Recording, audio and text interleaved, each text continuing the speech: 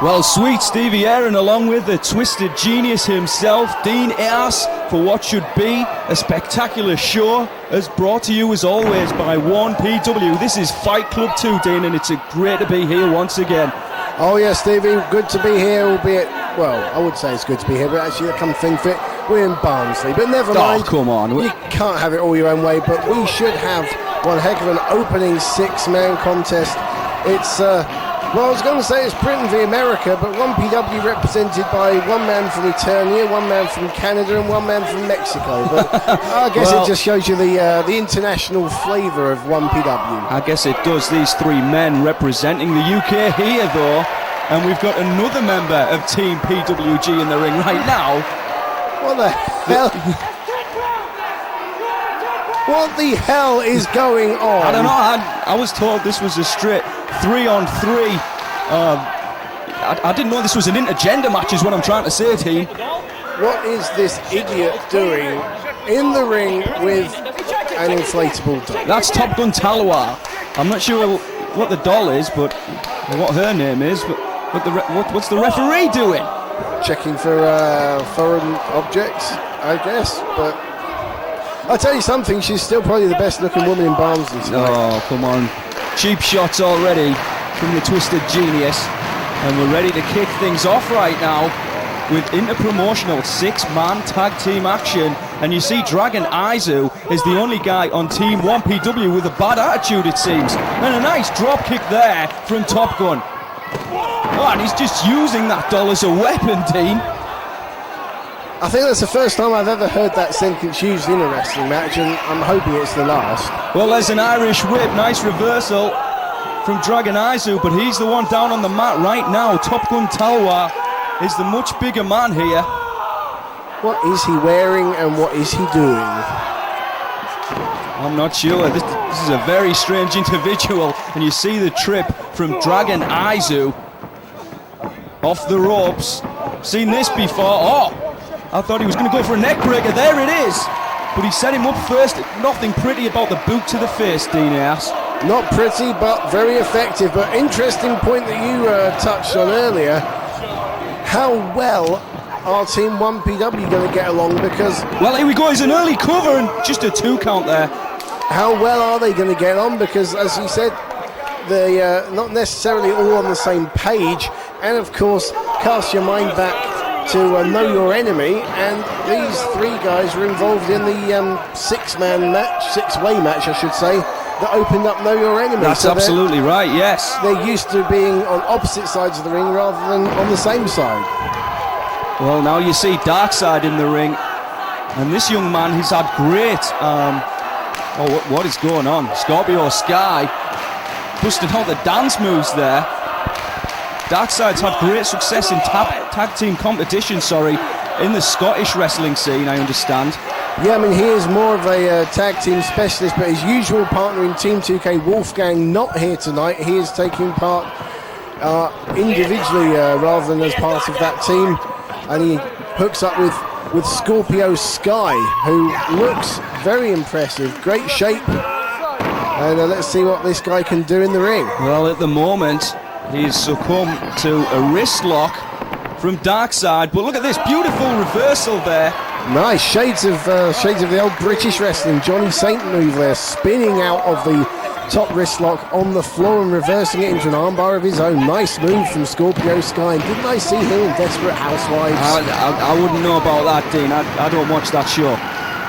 But you mentioned British wrestling. It's very much Britain against America there. Nice British-style dropkick from Darkside. But look at that, straight back on the offense from Scorpio Sky, grounding Darkside in the headlock takeover. But Darkside back to the offense. And you see the disadvantage of having long hair right there into the ropes. Down goes Scorpio Sky.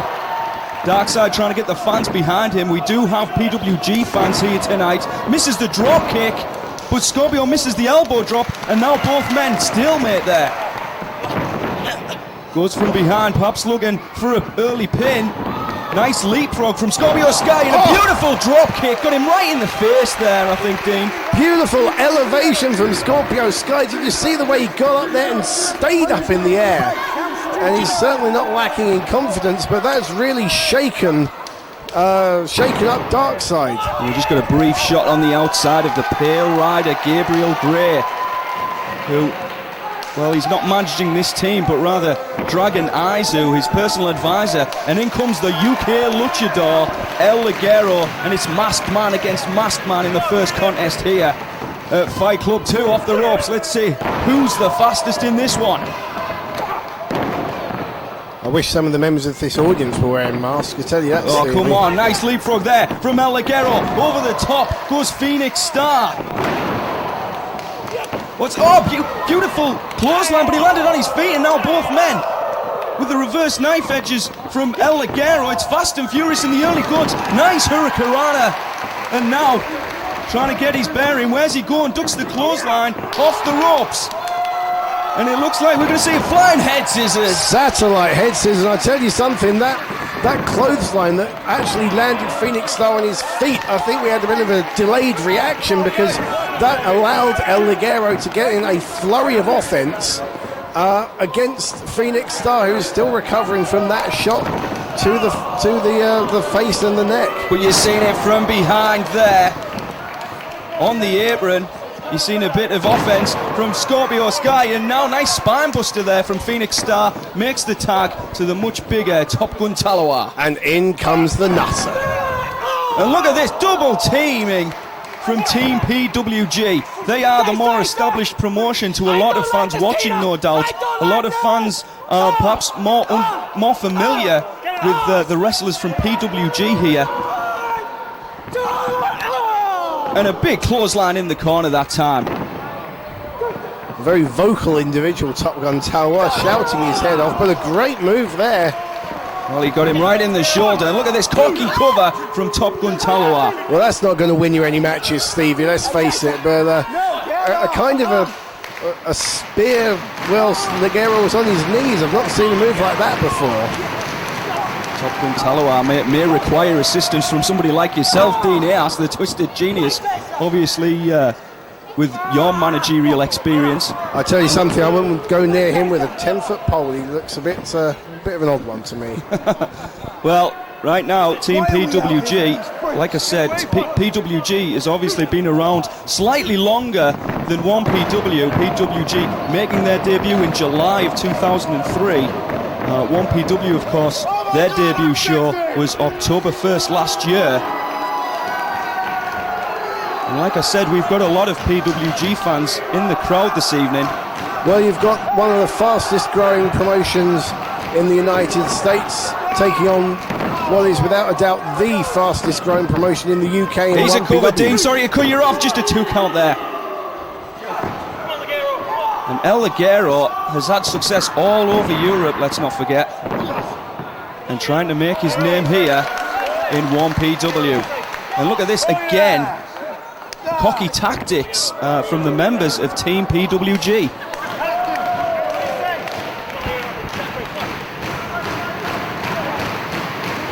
And we've got a clean break that time from Scorpio Sky, now in the corner with El Ligero, UK luchador, who originally is from Mexico but making his name here in 1PW. Now on the shoulders, falls behind, a nice drop kick to the back of the leg there. Now off the ropes, what's he going for? Nicely done there. Well, Scorpio Sky had the kicks covered, and I guess that was a double bluff because El Ligero thinking on his feet there. Great move. Look at this reversal on a stunner. Oh, wheelbarrow stunner, I guess so. And but Scorpio Sky twists it around with a twisting backbreaker there. And now, what's he going for? He goes for it again, just drives the back. And that's the disadvantage. That's the disadvantage, just wait for the cover there, of being a lighter man, because Ligero definitely giving away about 20-30 pounds in weight to Scorpio Sky. And it looked like Darkside was going to get in the ring and help his partner out. Well, Ligero really does need to get out of there. He's been in a long time. The PWG guys, they are working well as a unit. They're teaming up. We've got the 2 lightest guys in the match in here now in El Ligero and Phoenix Star, but he really does need to get out of there and get Dragon Aisu or Darkside in, because at the moment El Ligero is taking quite a beating. But not that time, because he got the boot up to the face, and again. And now ducks the clothesline. A nice super kick. Now hopefully that will give El Ligero the breather he needs to get over to make that tag. He's in the right kind of in the right area of the ring. Could be a bit further over, but at least he's not right in the opponent's corner. And he's now crawling slowly to our commentating position here, where the Team 1PW well, there guys are. we've got a tag from both teams. In comes Top Gun Talwar, and that mystery tag team partner, I guess. Nice dropkick again from Darkside. And now he's trying to encourage, well, in comes Scorpio Sky, but that one didn't pay off, and he tastes a dropkick too. Getting the fans behind him is Darkside. He's definitely getting some momentum going now. And huge knee lift into the corner there. And Scorpio Sky holding the face, and rightly so, and I think Darkside's going to do the same thing in the opposing corner to Top Gun Talwar. Do you see the look on Top Gun Talwar's eyes as glazed over, and he looks to be in trouble. Now using the ropes.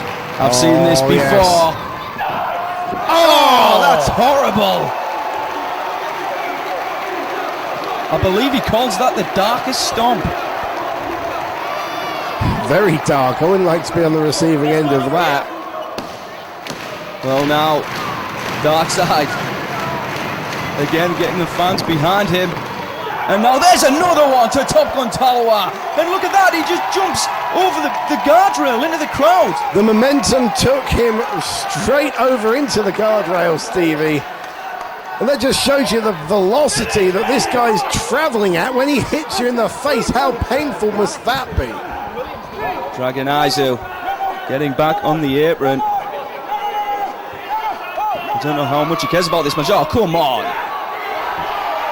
Talwar using that doll as a hostage, it seems. And Darkside, I can't believe he's actually asking the fans if he should hit the doll, but now he's got it. What's he going to do? I have absolutely no idea. Well, he's rubbing the top of the head, and it looks like we've got a battering ram there. And another one. This is kind of surreal, Stevie. You could say that. And now what? Is he talking to the doll? What? I don't know what she's saying, but it looks like he's going to gorilla press the doll. Perhaps over the top on a Top Gun Talwar, and I can't believe I'm actually getting excited about that. We've got a fan in the front row going nuts. Well, what's that say when you and that fan of the guy's getting excited over an inflatable doll, Stevie? I'd say no more. Once again, Darkside getting the fans behind him, and it looks like he might be. Oh, wait a minute. He was cut off in the ring. Stopped dead in his tracks. Over the top to the outside. Caught dead in his tracks by Scorpio Sky, and it's Scorpio Sky who flies over. We've got bodies everywhere. And a doll. And a doll as well, yes. And you see Gabriel Gray on the outside. And I think Darkside is going to join in the melee and fly himself. So. And now Gabriel Gray's over there. He's involved as well. He's going to take out everybody. Oh, Top Gun Talwar pushed him in to the throng of bodies.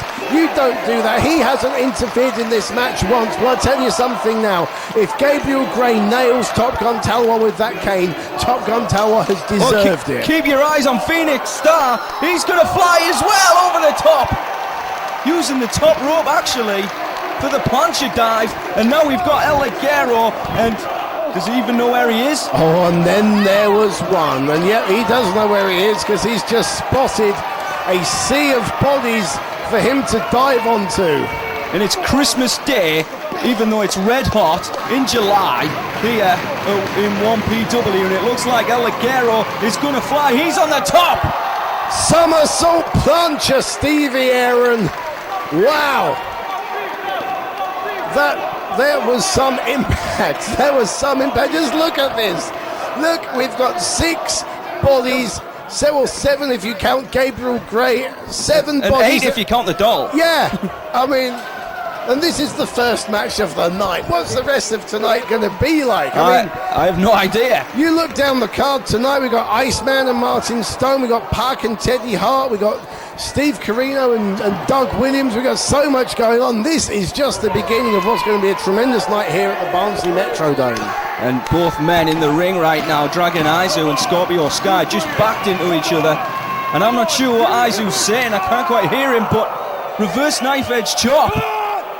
He's telling him to bring it on. We've got a chop fight in the middle of the ring. Well, Dragon Aisu likes to consider himself a master of chops, and I've seen this is just going to raise his ire by Scorpio Sky firing back like this, but Aisu getting the better of Sky, and there's the patented multiple chops from Dragon Aisu. You don't mess with Dragon Aisu. I know, I felt that, believe it or not. Oh, look at that half Nelson suplex. He came right down on the back of his head. Stevie, he landed square on his head. He's holding his head, and I don't think we're going to see Scorpio Sky for the rest of this match. First. We might not see Dragon Aisu after that one. Definitely not, and he really looks in trouble. He's holding his head and writhing in pain.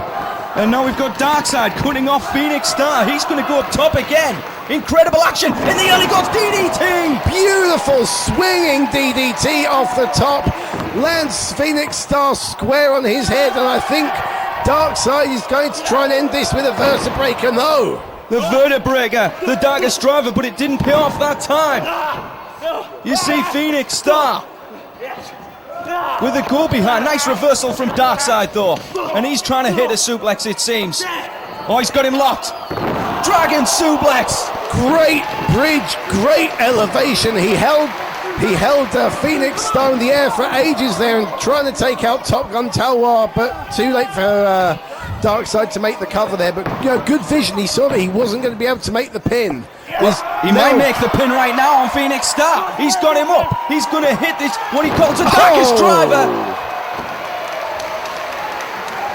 The fans are going nuts, but he's taking too much time. He should be pinning him right now. And I'm not even sure who the legal man is. Once again, Top Gun Talwar interfering to break the pin attempt up. Look at that.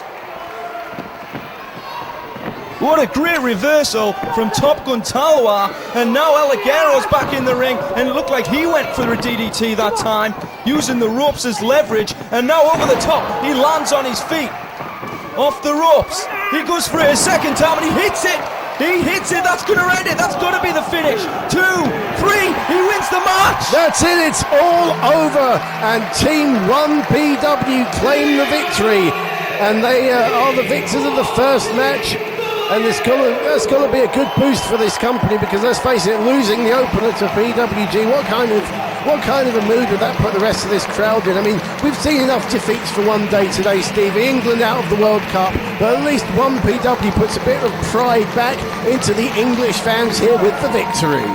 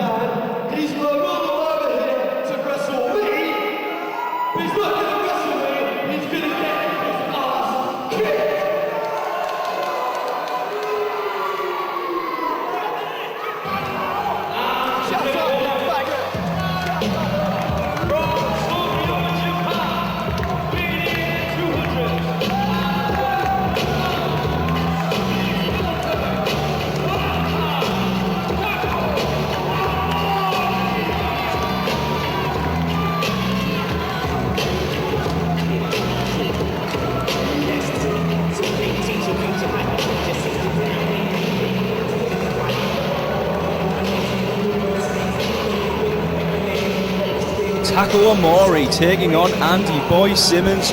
One-on-one international action here in 1PW. Sweet Stevie Aaron and the Twisted Genius, Dean Ass at ringside. I've got that 80s hair metal band in my head, sorry about that, Dean, but here comes Omori, and he looks ready to go here, one-on-one with Andy Boy Simmonz. Well, some pretty harsh words from Andy Boy Simmonz there, but, you know, Andy Boy, he backs up his mouth with actions. He's one of the most outspoken, one of the most controversial figures in British wrestling. But I've got to say, Andy Boy Simmonz, one of my favourite British wrestlers right now. A great man.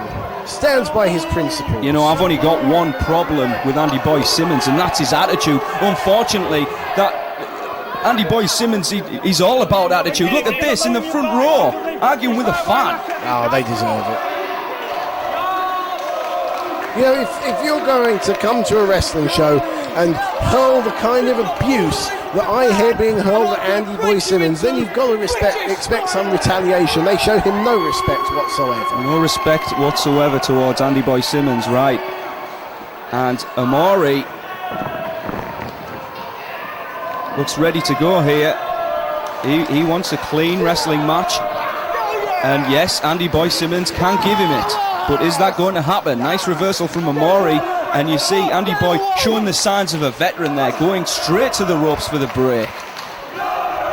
Well, Simmonz going to have his work cut out for him today, because Omori is, he's about 4 or 5 inches taller, he's 20 pounds heavier, he's got considerable experience advantage. I mean, he's been a pro for 14 years as opposed to Andy Boy's 6, so more than double Andy Boy's experience. And a lot of that time, Andy Boy was involved, of course, in tag team wrestling in the FWA, part of a tag team called Hampton Court, I understand.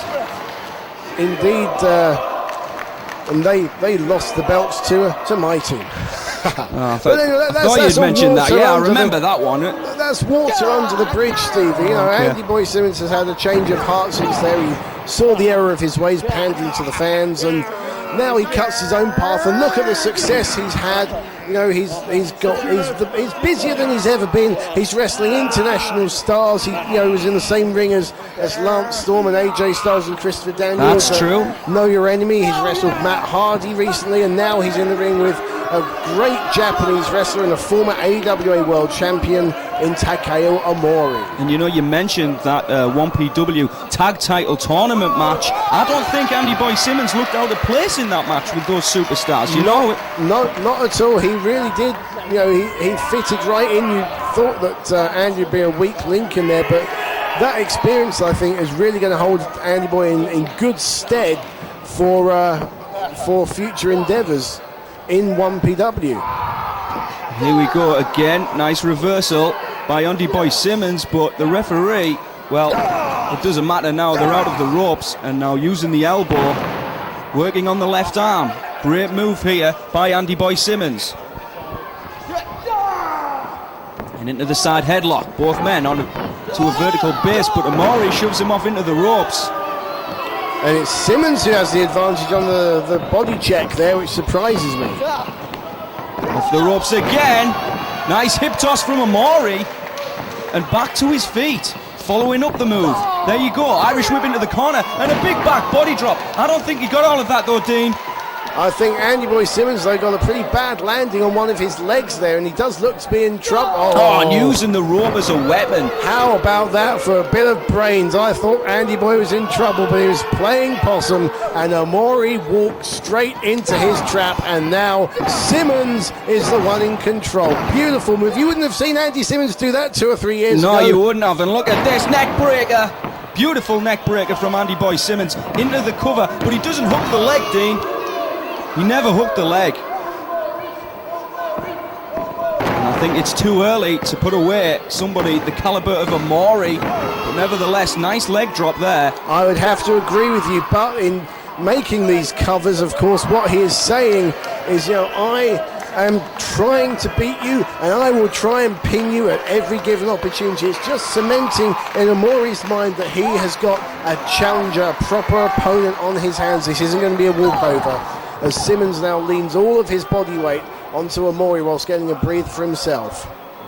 I think Omori does respect Andy Boy Simmonz. I don't know how much he knows about him though. Well, I tell you, if he was asking around, if he was asking some of the other guys in the locker room what they think of Andy Simmonz, he would have got a pretty skewed opinion, because Simmonz, not the most popular guy in 1PW. Definitely not. I mean, he was originally banned from the company for what was described as unprofessional conduct, and then stepped in at the last minute to replace Homicide, I believe it was. And, well, nice suplex coming up here. There you go, he hit it.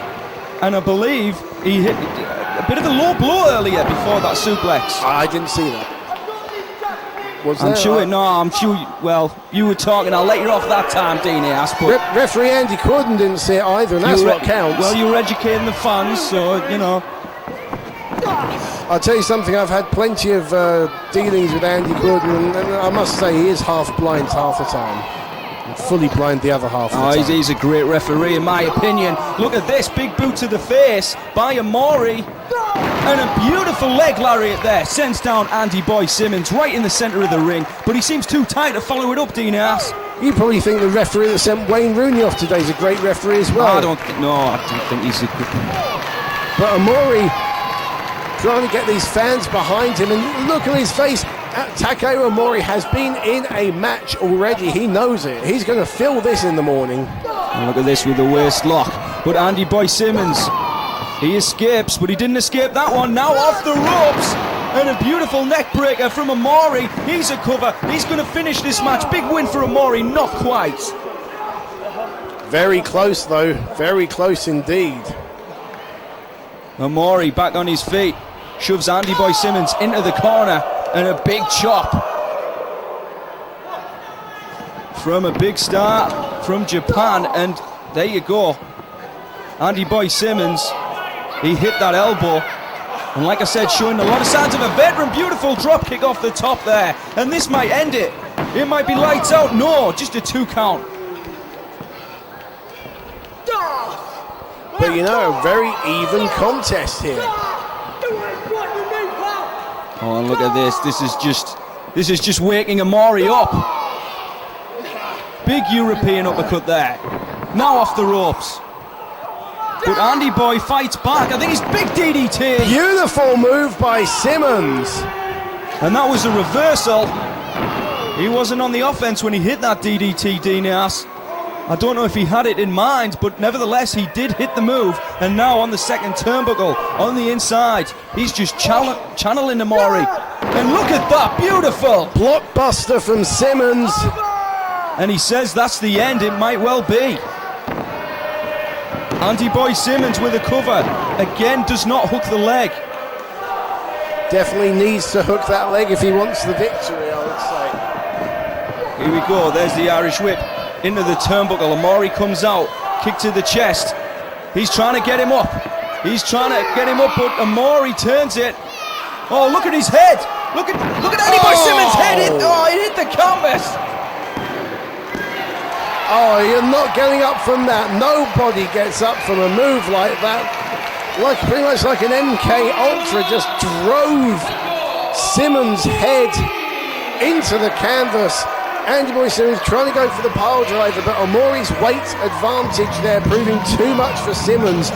But you know something, Stevie, you got to say, a great effort from Andy Boy Simmonz. He hung in there with a legitimate overseas superstar once again. A true pro, yes, and a big win for Omori.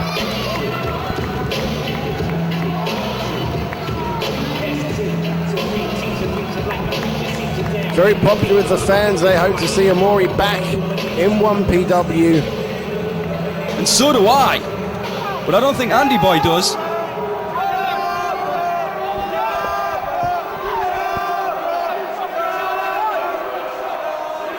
I think Andy Simmonz has definitely felt better.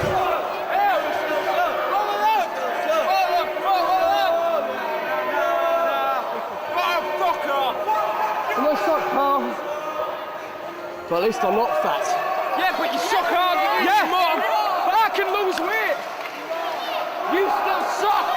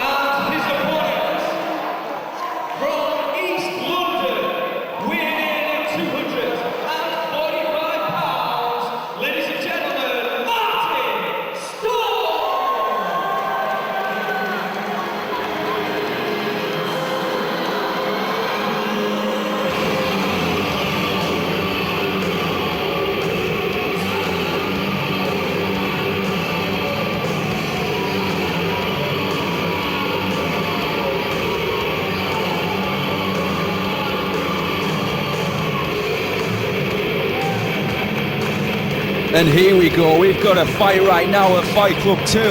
Martin Stone against Iceman, and here they go! Oh, Stevie, they're starting already. They're not, Iceman not even waiting for Martin Stone to get in the ring, and look at this, already clubbing each other. Oh, well, this is going to be very different to the match we just saw, but wow, look at this. Iceman all over Martin Stone, they might not even get in the ring. Two big British wrestlers right now. Stone just went all the way through the chairs. Don't expect drop toe holds and fancy wrist locks in this. This is going to be a fight. This is just going to be a fight, and this is right up Iceman's alley. Believe me, I know this guy. He's one of the toughest Geordies I've ever met, and I've met some tough Geordies. Well, I know Martin Stone very well. I've managed the man. He's one of the toughest SOBs I've ever known in this business. And the more I see of Iceman, the more I think the same. These two guys... Well, we're going to have a suplex on the floor, it looks like. These two guys, very, very similar. Iceman! You know what, this really makes me think this is one of those situations where this town ain't big enough for the both of us. Both of these guys want to be the number one hard bastard in 1PW, and there's only room for one Stevie Aaron. Well, you might be right, and right now, I mean, Iceman, he hit the floor hard on that suplex, but he's back on his feet. Like I said, I mean, there's tough. Geordies are tough anyway. They're born tough. My ex-girlfriend was a Geordie and she was tough. But I've never met anybody quite like Iceman. And I don't know if Martin Stone's up to the challenge. I mean, you know more about this guy than me. But look at that, throwing the chair at Martin Stone. Stone managed to block the shot with his hands, but Iceman caught more of that and just receipts Martin Stone. Did you see that punch? Oh, this is... I don't know if they're ever going to make the ring. Into the chairs. Nice reversal from Martin Stone. Oh, security have got their work cut out here, because this, we might as well wait a few hours till 11:30 till the pubs kick out and stick these two guys in the middle of Barnsley. That'd fit right in. I think you're right, and now both men have yet to make it back to the ring. Iceman has been placed on a chair by Martin Stone. What's he got in mind here? Just clotheslines him off the chair. Incredible. Well, we apologise for not having the greatest... He's got a sign. The greatest camera shots here, but They're just in the middle of a huge throng of people, of the thousands that have packed into the Barnsley MetroDome, I beg your pardon. And it looks like they might... Are they considering getting back to ringside? Yes, they are. I tell you what, Dinas, Iceman might think he's in Doncaster right now. I wouldn't be surprised. Some of the shots he's taken from Martin Stone, who's impressing me more and more each and every time I see him. I'll tell you what, you go on about tough Georgies. Martin Stone's an East Londoner. And I'll tell you something, East Londoners... Oh, another guardrail! East Londoners are hard as nails. I'll tell you something, Barnsley guardrails are harder than the Doncaster ones. Oh, definitely, yes. Man buckled the Doncaster ones in half. Yes, these two men going at it about a month ago. I mean, that was an amazing match. Fight Club won in Doncaster. They battered 7 bells out of each other, and then they went to promoter Stephen Gortley and said, "Please, sir, can I have some more?" Yeah, can we do it all over again? And you see the chair goes flying. Sorry, Stevie, I don't mean to interrupt you, but this is crazy. Oh, this is awesome. It's great, Dean. I mean, I'm enjoying this as a And fan. look, he's saying, "Is that all you've got?" This is amazing. He's just taken a shot to the chair, a chair shot to the face, and he just comes straight back and is firing back with right hands on Iceman. These two guys are incredible. And again, Stone with a another chair, chair. just throws it at Iceman. And I tell you what, Iceman, he was involved. Oh, chair to the back again. Oh, did you hear that chair shot? I certainly did. And Iceman, he was involved in a match last year in Germany where the match actually spilled out into a train station. And that might happen tonight, who knows? But both men incredibly are back in the ring now. Well, I know he got that big scar on his arm in a fight in Germany, and now just forearms to the jaw and the chest. Oh, wait a minute, from behind, big suplex on the Iceman. Iceman is 21 stone for Martin Stone to get him up for that. It might be over. He hooks the leg as well, and just a 2 count there. We actually saw a wrestling move there. We did, and it might have put Iceman down actually, because he looks dazed now. Martin Stone all over Iceman. Well, let's face it, the Iceman doesn't get taken off his feet too often, and for Martin Stone to do that, I mean, Martin Stone's giving away about 40 pounds. Nice reversal from Iceman. Stone goes into the corner and a big clothesline. Big clothesline, that rattled his brain. He's setting him up. I've seen this before many a times, and just the knee to the face, and I think we're going to see it. The cannonball. That's right. Oh, this is brutal, and we're going to see it right in your living room, I think. Iceman! Bang! Oh, Stone's got to be out. Surely, no one can take that. I've seen that move split Stevie Lynn's skull in half before. I've seen that move so many times, and that time you see Martin Stone's eyes. The rolled back into his head, but unbelievably, he's getting back to his feet. Stevie, he's getting up. He's getting up. Martin Stone is back on his feet, and the Iceman can hardly believe it. Just chops the face. That sent him down again. Let's see how quickly Stone gets up. Referee Tony Barrett. We've got to cover a nice cover from the Iceman, but just a 2 count. I was going to say, just look at the face of referee Tony Barrett. He can't quite believe what he's seeing. The carnage in front of him. Tony Barrett might want to be somewhere else right now, because Iceman arguing about the count there. And Martin Stone back up. It's on. This thing's just begun. Big forearm from Stone. One from Iceman. Again. Stone with a retaliation. Iceman fires back, and now Stone, it's all Stone, he's firing himself up. And Iceman can't believe what he is getting here. But he just knocks down Stone, did you see that? Stone went down hard, and his head hit the canvas, and he took off that armband, and I think he's out. Seriously. He really clocked him that time. And he is. He's out. Wow. I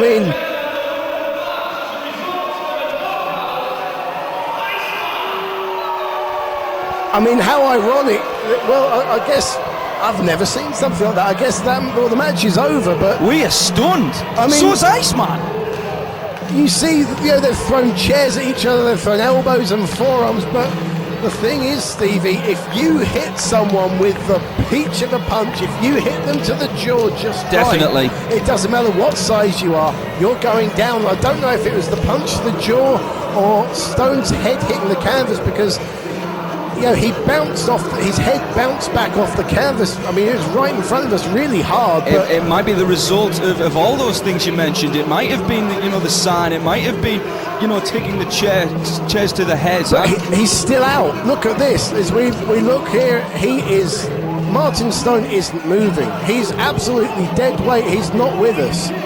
And, I mean, we've got medical personnel backstage, and he's going to need them because he's being carried out by security, and he's unable. It's very sad to see, actually.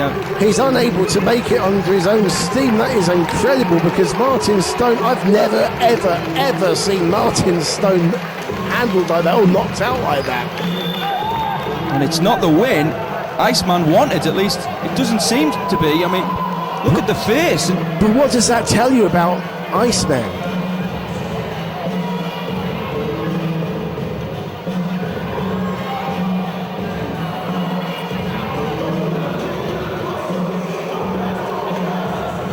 And some words for Ulf Herman there, I believe. Couldn't hear too well what he was saying, but well, he's crossed paths with Ulf Herman. You've got to think, Stevie, Ulf Herman's just going to be watching that. The flaming German's got to be impressed with Iceman. He's not here tonight. Will he be impressed or will he be concerned? That's the question. But a most unusual ending to a most unusual match. I mean, that was just hard hitting. It was just a fight.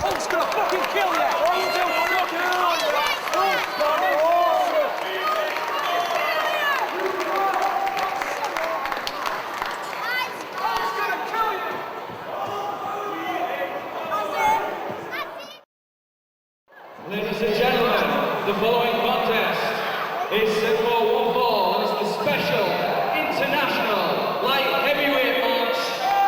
Introducing first, from Gateshead, Newcastle, weighing in at 170 pounds, this is the man, the gravity forgot, Hart!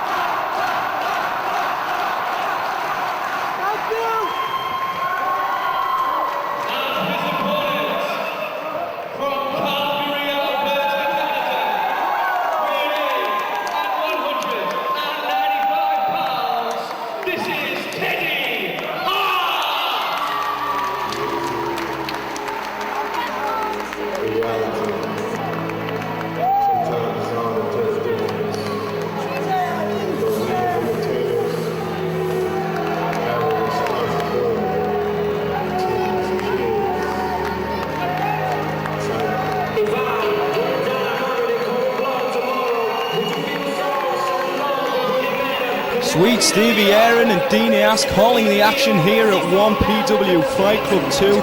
And Dean, I don't mind telling you, as a wrestling fan, I've been awaiting this match for a long, long time. Oh, definitely. This is going to be a battle. Wow. Teddy Hart just flung that bottle at Pat faster than faster than the fast bowler in the cricket today, and just pointed at his head and said, watch out, he's getting into the mind of Pac already. I've never seen someone throw a bottle that hard. Sorry, that really distracted me. Well, it's all right. This match is going to be very distracting. Two high flyers here going at it, and you see Teddy Hart, somewhat controversial. Somewhat controversial. Well, very controversial, yes. How ironic he's hosting them into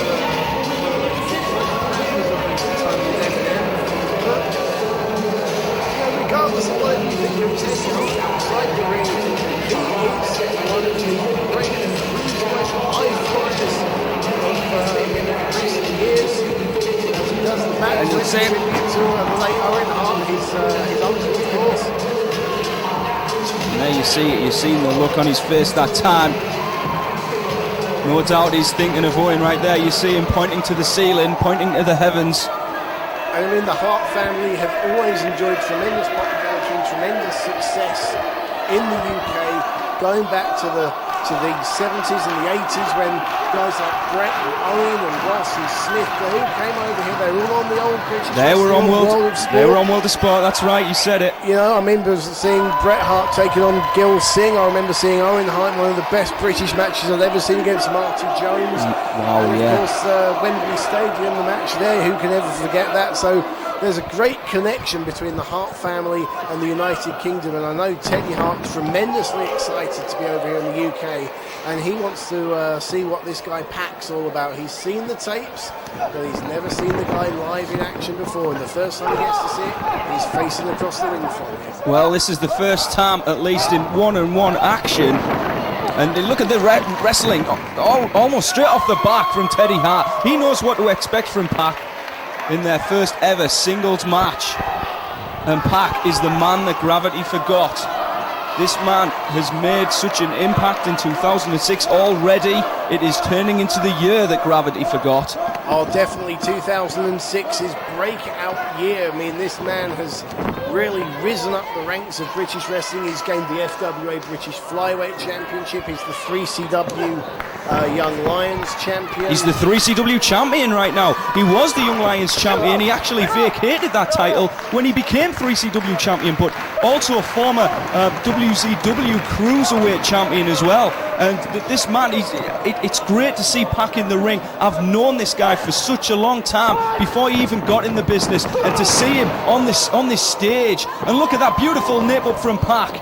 Now off the ropes comes Teddy Hart, beautiful leapfrog, and both men seemingly evenly matched here. I can't even get my words out. This is incredible. Oh, he just took Pac for a loop. Teddy Hart knew exactly what was coming and just waited for Pac to stop celebrating and nailed him with a beautiful drop salt.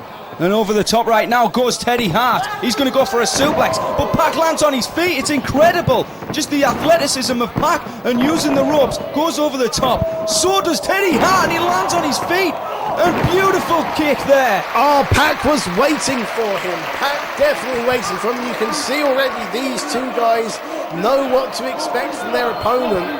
And that just showed you how much this match means to each guy. You know, it's an opportunity to really raise your game a step in 1PW. And where's Pac going? Over the top, but nobody there. Teddy Hart knew it was coming. Did you hear that punch connect? I certainly did. And yeah, it was a punch. Teddy making no bones about it. You're not meant to punch, but hey, Quilden lets him get away with it, so why shouldn't he? And this is a high-flying contest in every sense of the term, but how funny is it that it's just a straight punch that knocks down Pac? I'm just wondering what Teddy Hart's doing with loosening the guardrails around. The big slam to the floor, and what is he doing? You can bet he's thinking one or two moves ahead, and he uses the ropes, and there you see a moonsault to the outside. Stevie, I've never seen someone do a moonsault to their opponent on the floor. I mean, and it looks like he may have hurt his knee. I mean, normally that kind of a move, your opponent standing up, but nowhere for Pac to go. The impact of that double, yeah, there's a mat there. You might think that looks like it's some big deal protecting them. Trust me, I've just been walking on that. It's very little in the way of protection. It's no protection at all.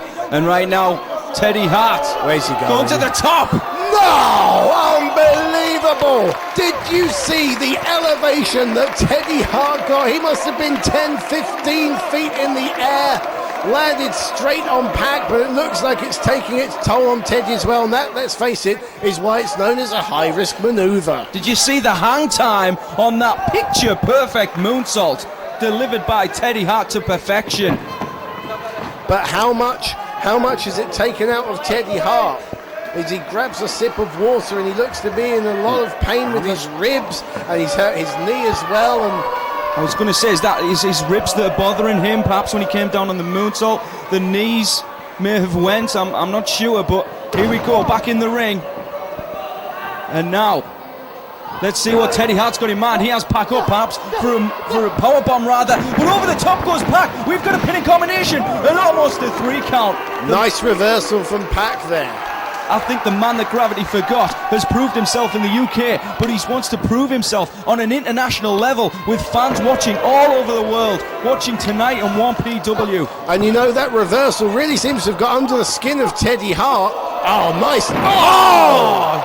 Pendulum dragon suplex, I guess you'd call it. Unbelievable. The snap, the twist that he got. Teddy Hart looked really peed off, that's the only way I can say it and be broadcastable. Pac reversing that powerbomb attempt, and I think that was his retribution. Teddy Hart remaining in control of this matchup. But don't count Pac out. He is the man that gravity forgot. He can do things that even Teddy Hart would be astounded at. And I think he snapped his neck. Your body doesn't bend that way. That could break your neck easily, but it started as a neck breaker, then he just took him onto the top of his head. It's all over. This is brutal. It's all over, Teddy Hart claims. Let's see if he's right. Teddy Hart means business. Teddy Hart's going up top. He's going to put away the man that gravity forgot from Newcastle, Pac. This might be the end. Teddy Hart, he's got fans here tonight. So does Pac. Both men giving it everything they've got. And look at that SSP. He got the knees up. He got the knees up, Stevie, and I don't understand why Teddy Hart took so long. I don't understand why he poured water on his man. That, if anything, that's going to revive Pac. Look at Pac with a drop salt. He's certainly revived. Look at that. What a great move. And I think Pac is now... That's incredible. That is amazing. How the hell do you even call that one? A standing sky twister press. That's it, that's how you call it, and that's why I'm the Twisted Genius. Thank you very much. Well, wait a minute. Did Teddy just hit the guardrail? Head first. He landed right into that fighting spirit banner that was, at least stopped some of the steel smacking into his head directly, but... These fans are seeing a contest like never before, perhaps. Look at that to the outside. And Pac, who has been called the UK equivalent of the Amazing Red, the UK equivalent of Teddy Hart. And that's why. Well, I'll tell you something, it's matches like this that will break Pac out into his own. He's not the UK equivalent of anything. He's Pac, and he's Britain's number one high flyer. He's a cover, just a 2 count. And listen to this crowd. This is awesome, and you have to agree, what a match. They are letting it all hang out, wanting to prove themselves as the best cruiserweight going in 1PW. You know it's scary, both guys are quite buff. I'm not sure they'd be in that weight category, but there you go, Hurricanrana off the top. Both men, tremendous high flyers, let's call it how we see it. And Pac giving the fans what they got. He's going to win it. No, just a 2 count. Incredible. I mean, Teddy Hart's got a considerable advantage in experience. He's 8-year pro compared to Pac, who, believe it or not, is only in his 2nd year as a pro. That is, I know, like I said, 19 years of age. Incredible, look at that! Again with a Hurricanrana, this with the pin. No, just a 2 count. Only just a 2, very close. Teddy Hart getting his foot on the ropes, and you have to wonder how much that helped him. I remember seeing this guy in training before. He'd even had his first professional match, DNAS, and I said, that guy has got something. Whatever it is, he has got it. There's certain people you just spot that potential. I remember thinking the same thing of Paul Bircher when I first saw him before I took up his contract as his manager. And there are some guys that have just got that X factor, and these 2 guys are very much so. Wait a minute, DDT! DDT! Totally switched the momentum. Totally switched it. Pac going one way. Teddy Hart grabs him, takes him the other. Pac does not know what hit him. There's certain moves you just don't expect to get hit with at a certain time. And I don't think Pac had any idea that a DDT like that would drill him into the canvas. And Pac now has really been slowed down. You seen his arm moving. It looked like it was going into spasms almost, the way it was just going around in circles there. And now Pac, he can't get himself back to his feet. It wasn't a good landing at all, and Teddy Hart's going to take advantage of that. He's got him up. What's this? Yeah, I don't know, but look at Pac's. Oh!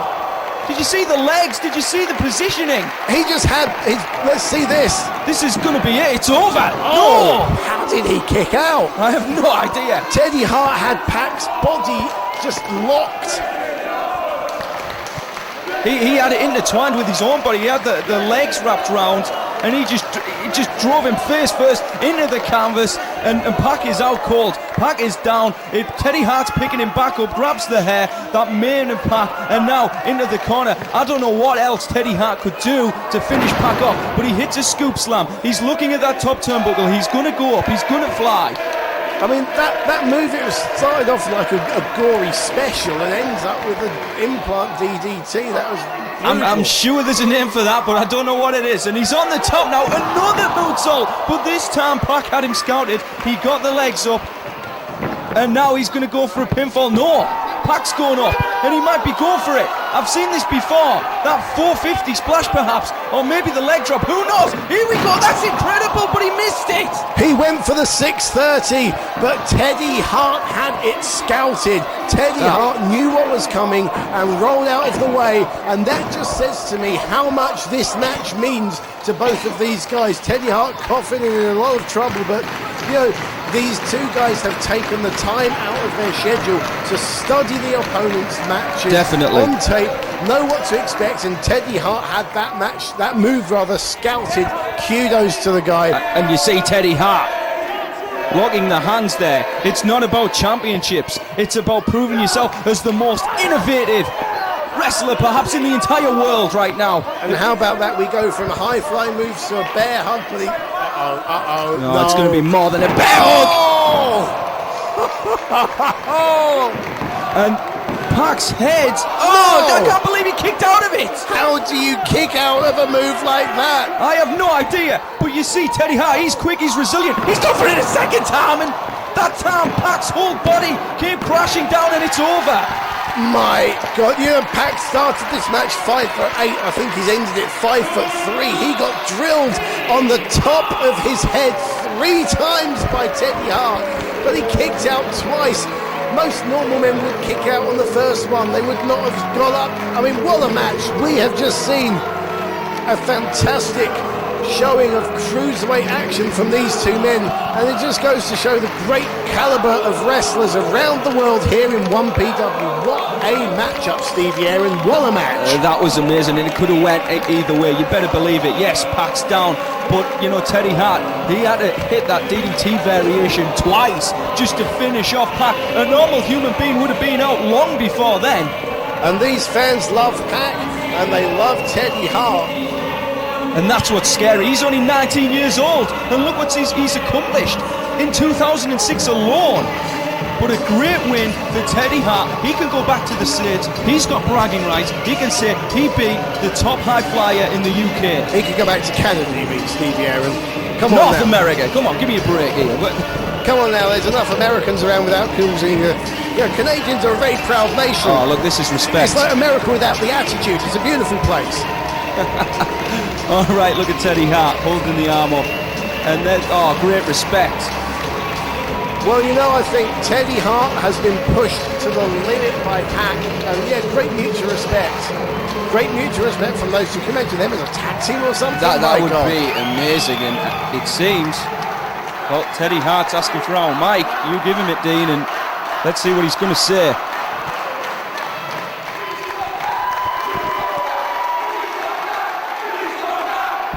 Well, the please come back chant starts up. These fans want to see Teddy again. We'll take a choice, but to come back.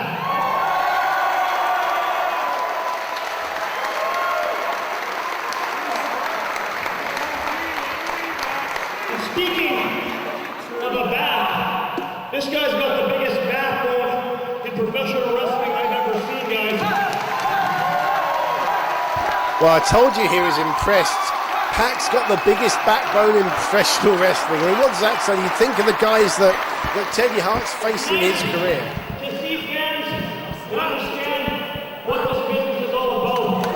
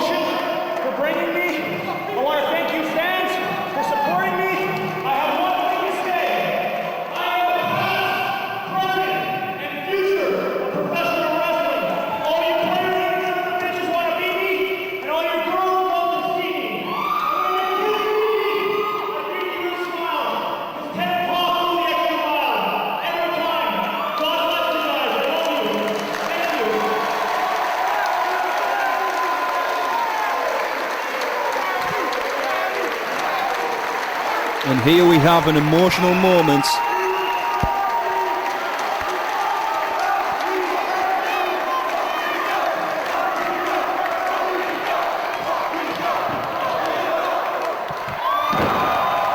Well, I think that just shows you how much this is taken out of Teddy Hart. But what a match we just saw. Fantastic cruiserweight action in 1PW.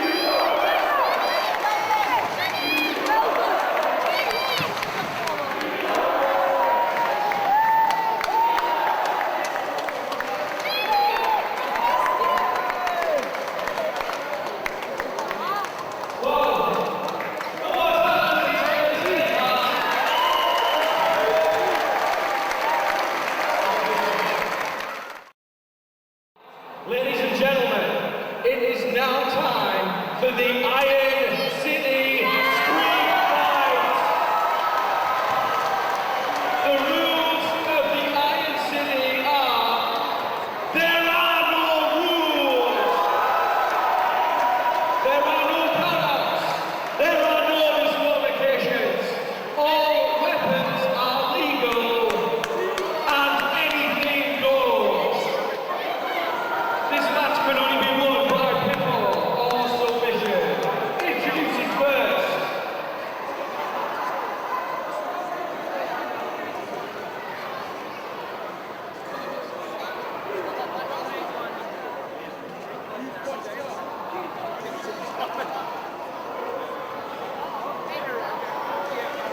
I've just been told, ladies and gentlemen, we have a bonus match here this evening.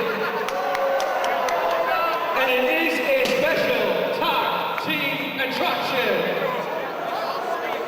Introducing first.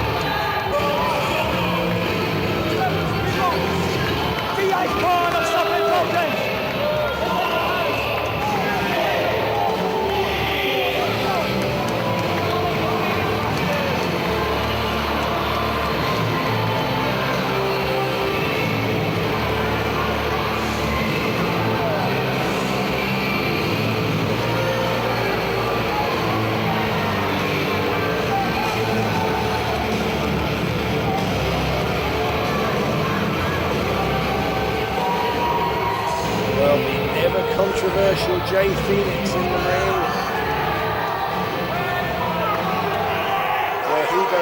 trouble follows. And his tag team partner from Norton, Stockton-on-Tees.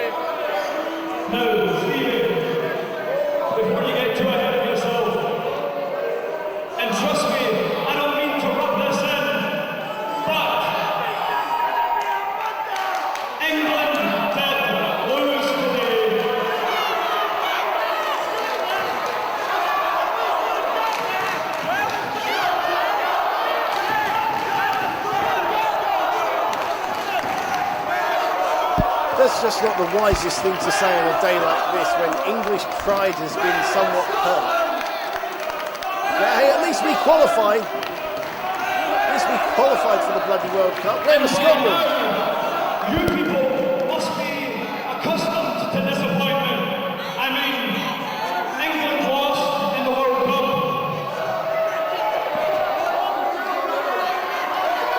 Wayne Rooney was sent off.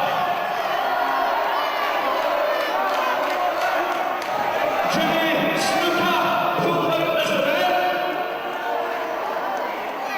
And American Brian Anderson is not here today.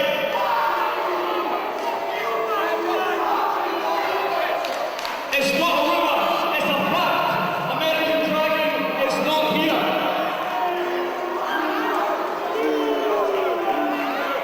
And that's left the puppet one sitting backstage with nothing to do apart from play with his funny dice all night.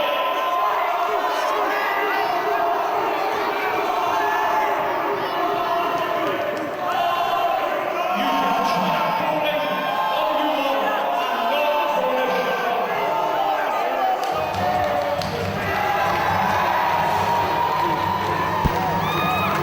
And that can be the music of only one man.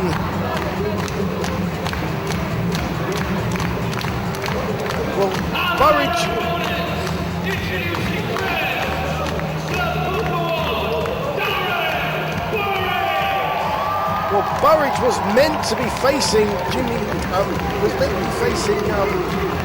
Brian Danielson, of course. So I'm getting my wrestling shit. Weren't him mixed up there. He was meant to be facing Brian Danielson, but Danielson missed his flight, and Burridge was left without an opponent.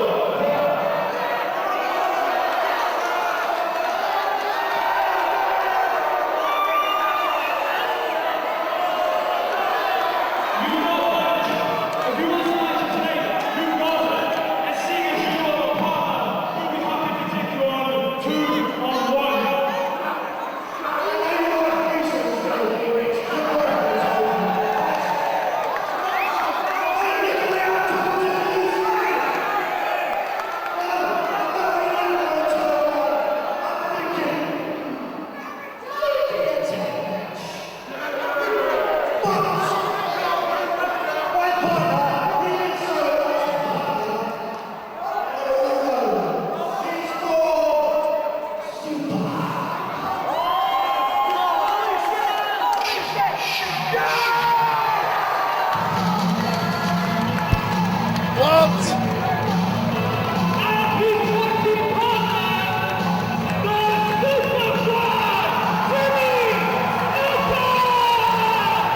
No way, but there he is. Hang on, I thought he wasn't going to be here tonight. Jimmy Snuka, you are kidding me. Jimmy Superfly Snuka in 1PW.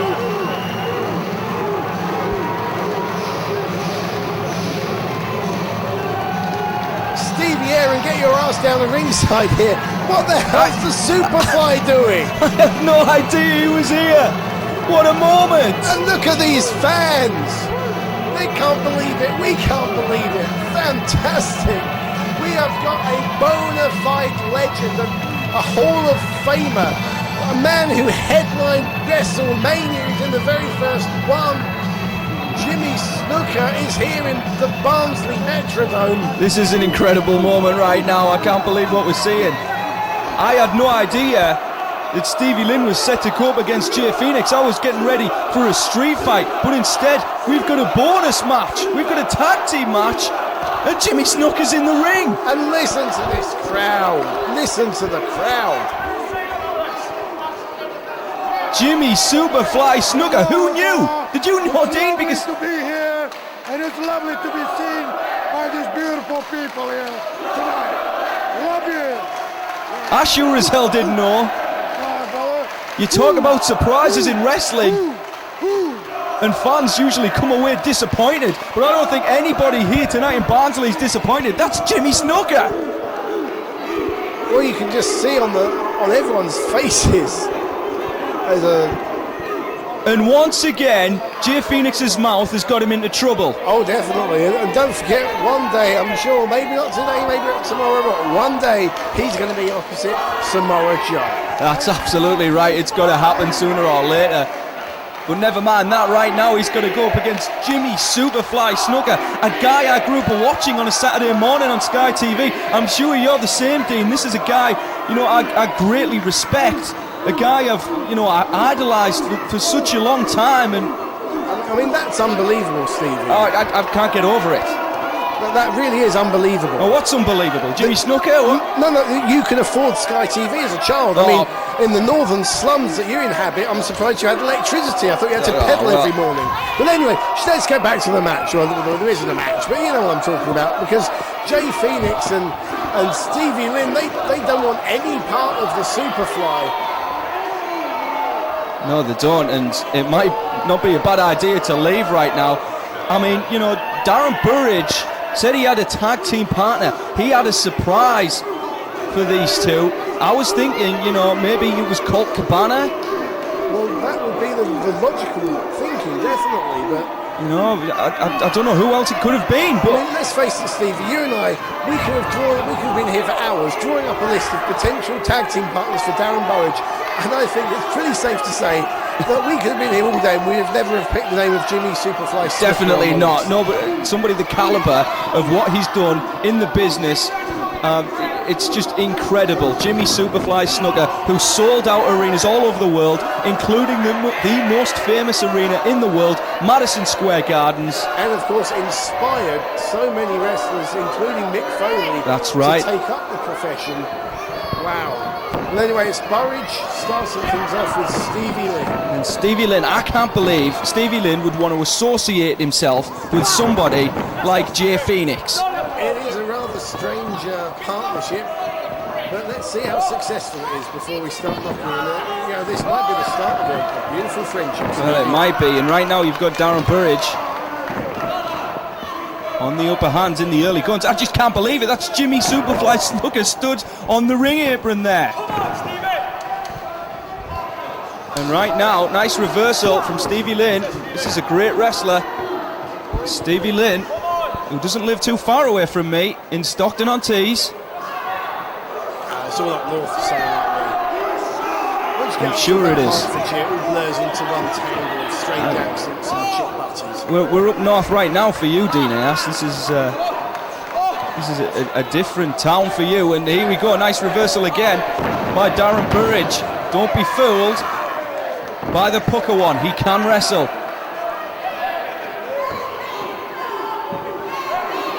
And I would wager that Darren Burridge gets one of the biggest reactions in the UK today.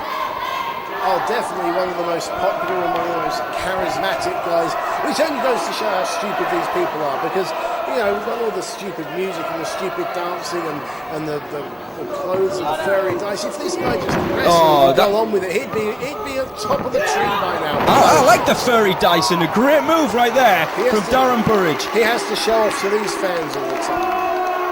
And now, this new tag team of Jay Phoenix and unbreakable Stevie Lynn really off guard, and you see Burridge pointing to the Superfly. How the heck did Darren Burridge make this connection? How does he know Jimmy Snuka? I wonder what the history is here, Dina asks. The only thing I can think of is that Burridge recently spent time in NWE, which is a promotion involving Rikishi. And I mean, I know from personal experience, I went over to Philadelphia in 2000 for a Gary Albright Memorial show, and Jimmy Snuka was one of the guys on that show, and he's got very close connections with the Anoa'i family, which that's possible. Rikishi's part of. That's the only thing I can think of. Yeah, I mean, you know. But hey, I bet you didn't know that, did you? Well, I didn't actually. I mean, you know what? That just proves why I am the Twisted You're Genius, the Twisted Gin, and you are merely sweet. I'm just sweet. Yeah, I'm just the slow kid. All right. Well, right now, these fans behind the Superfly, and you talk about nicknames, there's a reason behind that one. Jimmy Superfly Snuka, he can fly. He's famous, of course, from jumping off the top, the Superfly splash. A pioneer of high-flying wrestling, and I mean, jumping off the top rope, one of the few famous occasions jumping off the top of a 20-foot high cage. Oh, yes. And that's one of the... Oh, look at this. He's absolutely terrified of Jimmy Snuka. And can you blame him? No. Jay Phoenix at ringside. Well, I'll tell you something, the temperatures we've reached today, in the 30s, it's more like Fiji than Yorkshire. Oh, incredible, so yes. Snuka will feel right at home. Definitely, this favours Jimmy Superfly Snuka, and not the flawless one, who is, of course, from Scotland. And I don't think there's any Jay Phoenix fans here tonight. There's one Jay Phoenix fan. Was that you? No, that's Jay Phoenix. Oh, right. I thought, well, maybe Stevie Lynn as well. I'm not too sure. But right now, bad-mouthing Jimmy Superfly Snuka. And Jimmy just stands there. He could stare a hole right through Jay Phoenix. And can I just ask you something, Dean? Why would you hit a wrestler in the back of the head with a pillow? Why would you hit Samoa Joe, of all people, though, in the back of the head with a pillow? That's it. That's either he knows something that we don't, or he's the stupidest man that's ever lived. I really have no idea. I mean, you've got no answer for that one. I wouldn't hit Samoa Joe with a pillow, or I just wouldn't hit Samoa Joe. I wouldn't like to be in a meter radius of Samoa Joe. Just being, around his aura, I suppose, because that guy's scary. I mean, we've spoken before about Iceman and Martin Stone being double hard, but Samoa Joe is just as tough, if not more. He's triple hard. And look at this. Jay Phoenix does not know what to make of the unorthodox Jimmy Superfly Snuka. Yes, it's an overused term in wrestling, but just look at the guy. A bona fide legend. I mean, we say the word legend is overused, but this guy really is one of the all-time greats. You took the words out of my mouth. I was going to say this is an all-time great right now, but does he still have it? That's what he's got to prove here this evening. And what a win it would be for Jay Phoenix, the flawless one, or unbreakable Stevie Lynn to score a victory over somebody like Jimmy Superfly Snuka. Well, I'll tell you, Snuka knows all the tricks. Are we going to see a break? No, we're not. Definitely not. He's not above breaking the rules. Oh, a hard shot. You can hear that from here. There you go, reverse knife edge into the ropes. Puts the head down, and it didn't pay off that time for Jimmy Snuka. Nice move from Jay Phoenix. And now, slowing the pace down, is Jay Phoenix. Elbow to the back of the neck. And let's see if the cockiness gets the better of him, like it has done before. You do get the feeling that Phoenix doesn't really learn his lessons. No, definitely not. Let's see what happens with this one. And they've managed to isolate the victory. Oh, look, with the referee distracted, Stevie Lynn all over Jimmy Snuka. He's got him in the corner, and again says, hey, ref, I didn't do anything. If Tony Barrett doesn't see it, Tony It doesn't Barrett happen, doesn't yeah. call it. It's one of the, it's just the rule of the game. Well, here we go. Jimmy Snuka, big headbutt there. Oh, that famous head. He's got a head. Hard, well, it's one of the hardest heads in wrestling. The guy's Samoan. What do you expect? Look at that. Reverse knife edge chop. You ask if he's still got it. Those chops hit hard. You ask Jay Phoenix as he gets chopped, has Jimmy Snuka still got it? I bet I can tell you what the answer will be. Well, look, Jay Phoenix doesn't know what to do. I mean, it's obvious, and he's getting advice from Stevie Lynn. You know, Stevie Lynn's been in there with, you know, some top names in professional wrestling, but, you know, what advice could he give Jay Phoenix at this time? Panic. That's what I'd say. Panic. I mean, you couldn't prepare for this. You couldn't. As we said, you'd never expect Jimmy Snuka to be here. You just...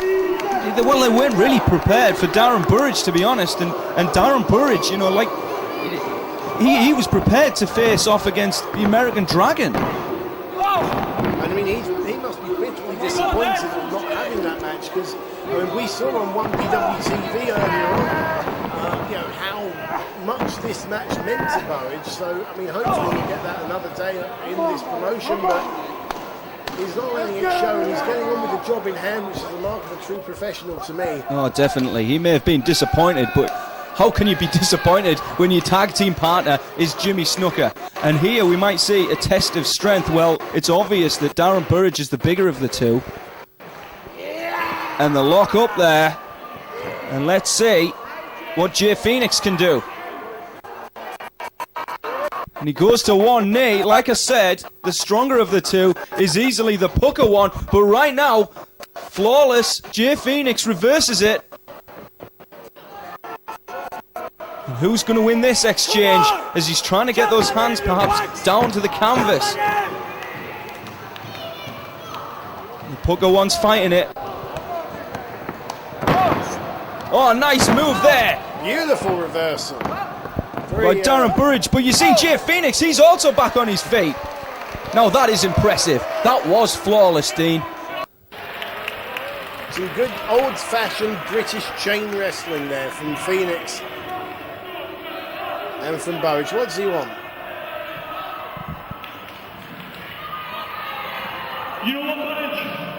If you want a real fight, you're going to get one. Stevie. I'm not sure. Oh, what is this? There's a pillow out here. He's got a pillow. What is... Fear the rage of Jay toward 2006. Oh. He can't let it go, and I fear... What is that? Scottish submission machine. Well, that's just got her anger. The Samoan submission machine. Samoa Joe, I don't know if he's seeing this, but when he does, oh! And Jimmy Snuka's face is like, what's going on here? I think Jimmy Snuka thought he'd seen it all, but I don't think he's ever seen a pillow used as a weapon in a wrestling match. No, I guess not. And what's Burridge going for now? I'm not sure. He's going under the ring, it looks like, perhaps to get a weapon. Oh, there you go. He's got his own pucker-styled cushion.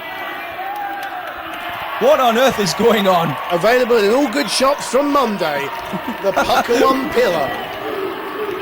And it looks like we might have a pillow fight right here. Well, this is Fight Club, and the first rule of Fight Club is you talk about Fight Club. You don't talk about pillow fights even. Pillow fights, whatever the hell it is. He's got it, and now Darren Burridge. And Stevie Lynn with the pucker pillow. And the pillow by Jay Phoenix onto. Well, that's not going to affect Jimmy Snuka. Come on. And look at this, using the pillow to blind Jay Phoenix and then just headbutting the pillow. That's going to work. And meanwhile, the Pucker one all over Stevie Lynn, sends him to the outside. Oh yeah, what a moment. We've seen inflatable dolls and now we've seen pillows. What on earth is going to happen for the rest of this evening? Oh, come on, Dean, yes, that was awesome. Let's bust out a chop for that one. We have just seen a pillow fight in 1PW. Well, last time we had a dance off. Wait a minute, keep your eyes. Oh no, over the top goes Burridge. I don't know how good a landing Burridge got. He kind of went through the middle of the two, took them both out, but I think he had a pretty bad landing himself. I think you're right, Burridge is down. Meanwhile, Jimmy Superfly Snuka. He's in his element. He went up top, but he got cut off. And a nice suplex on the outside by Darren Burridge. On Stevie Lynn, just give the signal. He's going to finish it with a brainbuster, but from behind, in comes Burridge. Cuts off Stevie Lynn. Nice uppercut there. And a double chop, and what is this? Just ramming his head into the knees of Snuka and... Wait a minute, we're going to have a double. Well... Oh, come on. Meeting of the minds. How the hell am I supposed to call this? I mean, I have to keep it clean here, Dean. And now I think he's going to fly. Jimmy Snuka! Superfly splash off the middle rope. 1, 2... Oh, and Stevie Lynn broke it up. We've just seen the Superfly splash. He got it off the second turnbuckle, but I think that would have ended the match. And now you hear Stevie Lynn, but he's cut off by Burridge from behind. Darren Burridge sculling up and drives him down. That's the Chavalanche, the hammerlock into a spinning rock bottom. The Chavalanche, he calls that one of his patented finishing moves. Jimmy Snuka. And I think it's going to be all over for Stevie Lynn. The dice are out. The dice are out indeed, and he's going to drive it. Right, here we go. I've seen this before. Drives the elbow. That's going to be in. No. Jimmy Snuka on the outside still with Jay Phoenix. The Pucker one has Stevie Lynn up. Now where's he going, Dean? Looks like Burridge is going up top himself. Burridge is going to fly. I don't know if we're going to see a Superfly splash from Darren Burridge, but let's just see how effective. Oh, he just drove the headbutt. That's got to do it. 2, 3 hits over. Indeed it does, and Burridge and Snuka are the winners.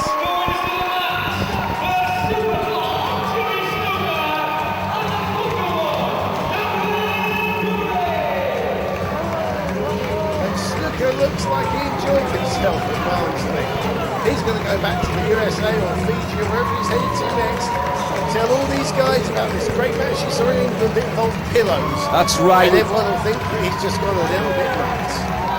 Well, it's Jay Phoenix who was nuts. I mean, come on. Jimmy Snuka, we've seen him take coconuts to the head before.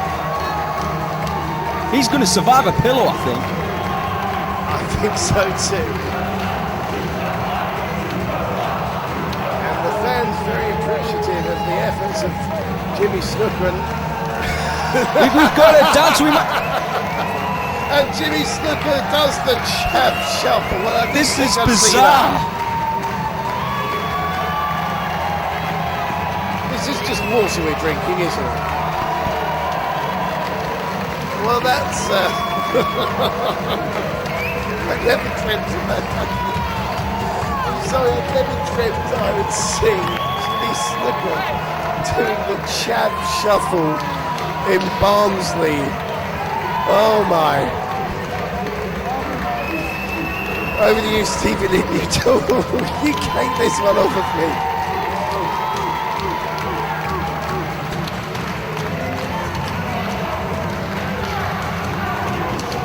Well, what a moment. Jimmy Superfly Snuka. Perhaps the newest member of Team Shag. Who knows?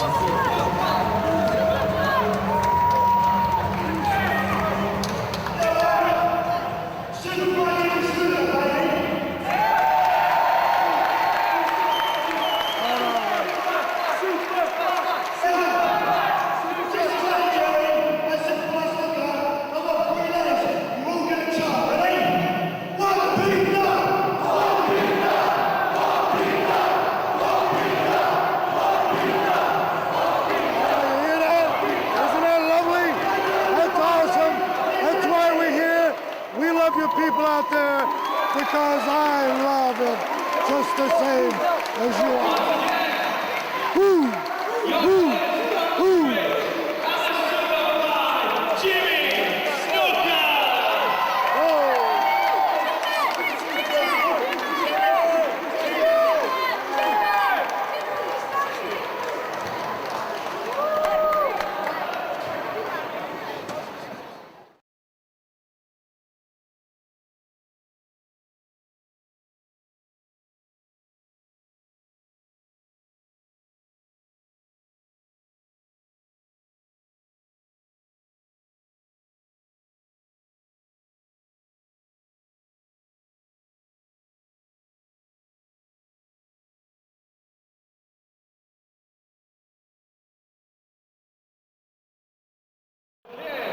Ladies and gentlemen, it is now time for the Iron City Street Fight. There are no rules, there are no countouts, no disqualifications. All weapons are legal, and the match can only be won by pinfall or submission. Anything goes. Introducing first, from Pittsburgh, Pennsylvania, USA, weighing 220 pounds.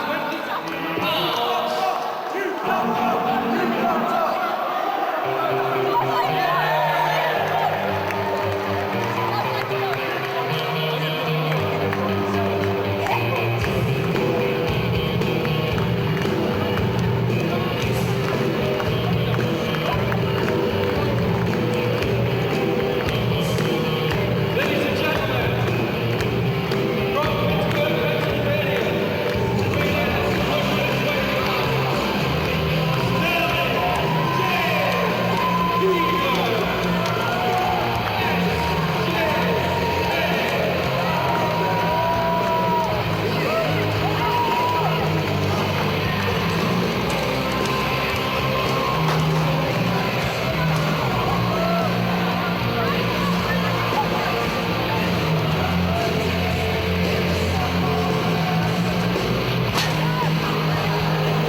Sterling James Keenan just littering the ring here with assorted weaponry, kendo sticks, baseball bats, piping, road signs, rubbish bins. And I think that gives us a taste of just what this Iron City Street Fight is going to be all about. Shit out of you. I will kill you and everything you believe in. Come on, tough guy. Right here. Right here. I will kill you. Come on.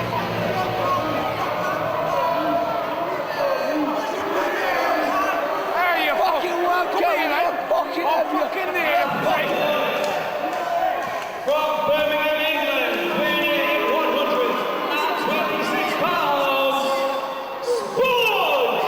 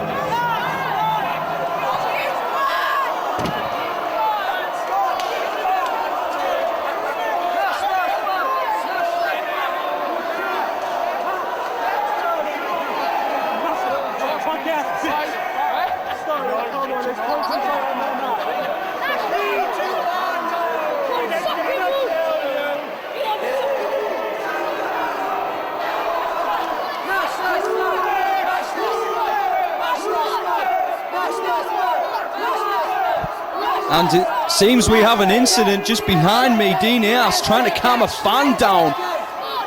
Sterling James Keenan scares the hell out of me, but he seems to have not only gotten under the skin of Spud, of course. I've never seen Spud so intense before, but also some of the fans here tonight.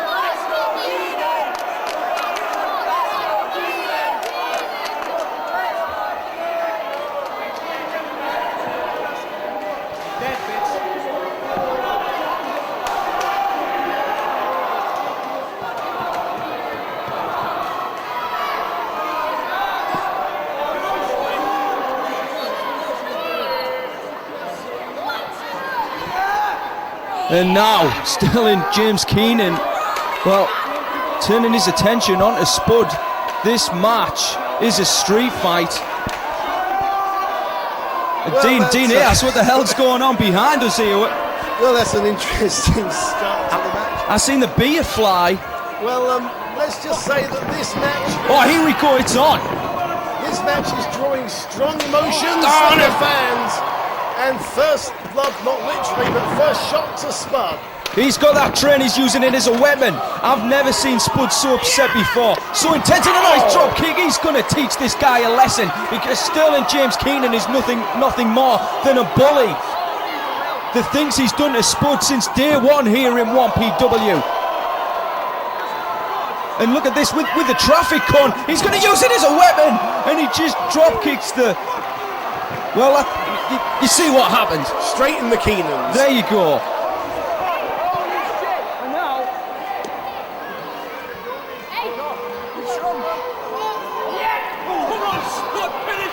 And back, sorry, we're trying to sort some things. There's some fans behind us who are getting, well, let's just say, as I said, a lot of emotion in this match between not only Spud and Sterling James Keenan. Look what Keenan's just done.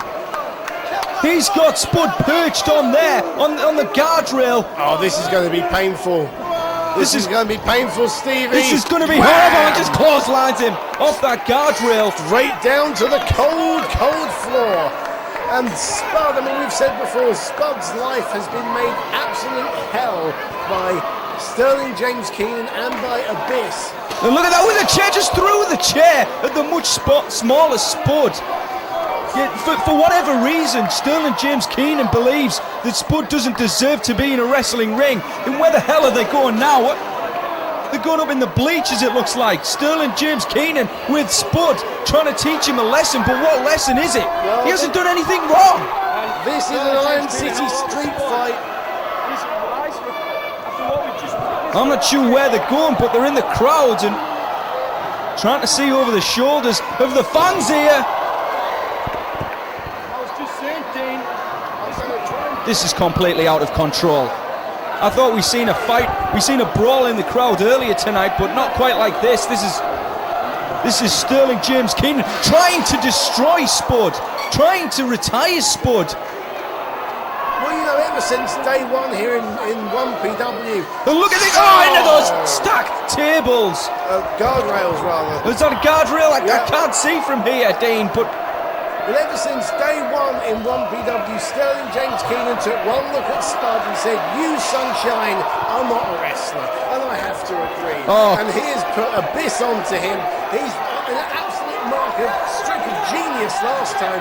He brought in Team Supreme, Dave Moralez and Jack Storm, two guys who've known Spud since day one. And perhaps the next 1PW tag champs. And they're in the building tonight, so who knows what will happen there. But, you know, I've said before, Stevie, it takes a genius to know a genius. Right. And Sterling James Keenan has a master plan every single day of the week. Well, I'm not sure if the fans can see us, but we're stood up on our chairs here just to try and see what's going on as Sterling James Keenan all over Spud. And Spud, he's just trying to make a name for himself, recently competing in Ring of Honor. And now, on the bleachers, Sterling James Keenan with Spud. And he's going to try and end his... He might try to end his life here. Oh, I don't want to see this. This is horrible. We need some help out here. Stop the match. They're up top. Stop the match. It's an Iron City street fight where anything goes. And let's face it, Stevie, what goes up must come down. No, and I bet that somebody here Spud's fighting is back. in for a bumpy landing. Spud's fighting back, though. He's got the heart. Yes, he's only small. He's just trying to hip toss him over the side, but Sterling James Keenan falls down the bleachers, falls down the steps. He still took one hell of a fall.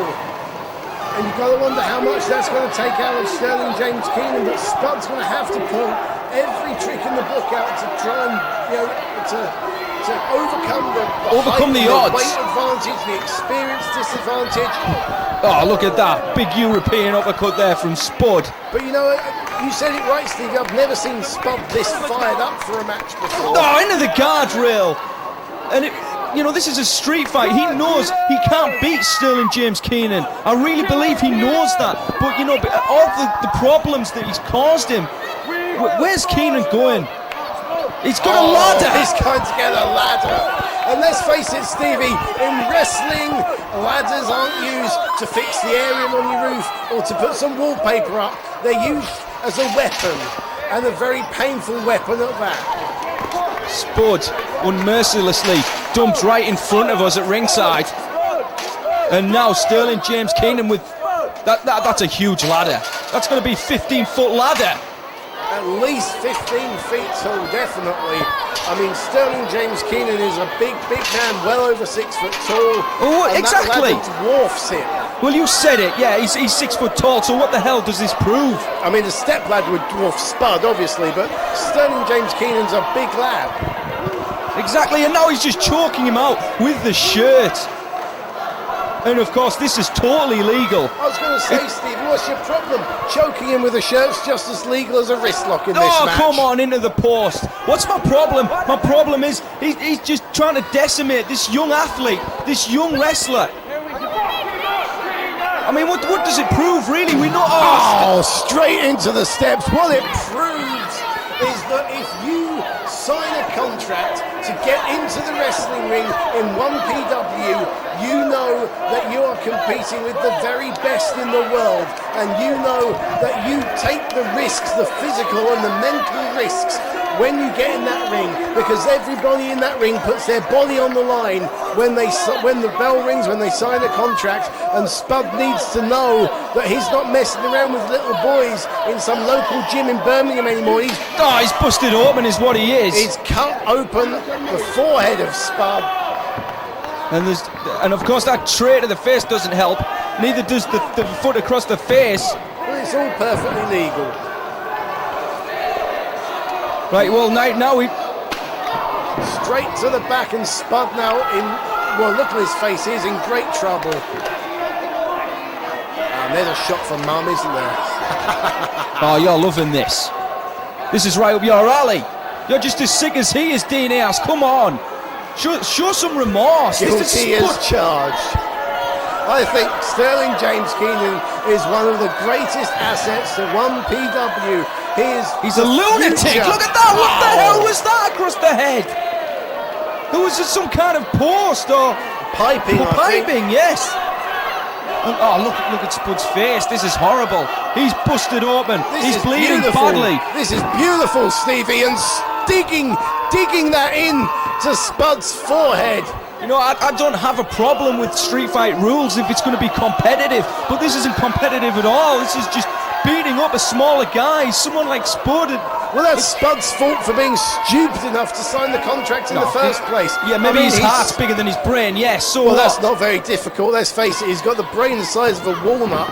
And now what's Keenan doing? Oh, big clothesline. Beautiful clothesline took him down. And this is going to be it. It's going to be 2. No, and Spud kicks out, and that might be a mistake. Our cameraman getting caught up around the weaponry at ringside there. I mean, this is a chaotic match. But amid the chaos, don't you just get the feeling that everything that's happening in this match... Oh, look at that. He just spit him. He just spit at him. He caught him in the eye, and again. And that's what happens when you spin at Sterling James Keenan. But don't you just get the impression that everything that's happening to Spud in this match has been thought out carefully by Sterling James Keenan. Oh, he knows definitely exactly what he's doing. He's got this game plan, and each time one of those moves hits, you've got to know he's smiling on the inside. His plan is working, and the plan's is working to right now. eliminate Yes, Spud from 1PW. And Spud using the ropes, trying to get back, trying to stand up. Just what did that? He's going to cheese grater. He's going to peel the Spud. Oh no! Do you see what I did there? Yeah, I do see what you did, but this is horrible. You're making light of the situation because right now he's got a cheese grater over his face, and this is horrible. This is absolutely this is brilliant. And you're enjoying it. I don't know what's worse. I'm nearly choking myself here, Stevie. And look at that boot to the back. Spud in all kinds of trouble. And now look again, the cheese grater to the head. Just trying to make that cut bigger, trying to make multiple cuts even. And as Andy Quilden says, it's perfectly legal. It's an Iron City street fight. You said to yourself, Stevie, there are no rules. Anything goes. Yeah, but there's also a referee out there. I mean, you've got to show some decorum. You've got to know when to call it. And now the fans getting on the back of James Keenan. Oh, come on. And this guy's he's just so intense. He scares the hell out of me. If you've ever looked into his eyes, just don't, because it's scary. And this was a big mistake, I feel. Spud agreeing to this match right now. He might be regretting it. And oh no, what? I think looking into this man's eyes is enlightening. Because you see into the soul, the dark, twisted soul of Sterling James That's going to be it. This is the end too. And he kicks out. Spud kicks out. He still believes. That's the motto of 1PW. That's what it's all about. We believe. And Spud believes he can win this match. I believe Spud's an absolute idiot. He should have cut his losses, let the bell ring and get some medical attention. He's never going to give up. And it looks like he's going to throw up or something. I mean, this is a massacre. This might be the last time we see Spud. Oh, he tried to escape that one. He tried to kick Sterling James Keenan straight between the legs and got a caning for his trouble. And Keenan with that Singapore cane right now across the back of Spud. And he's in all kinds of agony. And look at this, just fist first with the cane. And that's just insultive. So he's getting caned in Barnsley. It's an average Saturday night, huh? That's not even funny. I'm not even going to comment to that, Dean Ass. I don't know how you could possibly enjoy this. Spud New has another kendo stick shot rains in. And how long is this going to go on for? Spud knew exactly what he was getting himself in for when he signed the contract. He has no sympathy from me. Oh, no blow! That's how you do it. Well, a cheap shot. A cheap shot, yes, but you said yourself it's no disqualification. It's a street fight, Dean Ass. Anything goes. And that low blow may be the difference maker. You see Spud trying to get the blood flowing, trying to get the heart pumping. Oh, the blood's already been flowing all down his forehead. It has, and with a king to the stomach area of James Keenan across the back. And now Keenan is in all kinds of hurt as he goes down to the mat. Another cane shot from Spud. He's a cover. He's a count. Oh, just a 2 count again. You know, Spud should take on the advice of Sterling James Keenan. He's got the cheese grater. Stay down. There you go. There's a difference maker. Face first, and that pretty face of Keenan might have just been rearranged permanently. And now off the ropes comes Spud. Nice sliding drop kick sends Keenan right in front of us now. We better move. I'm getting out of the way here, I think.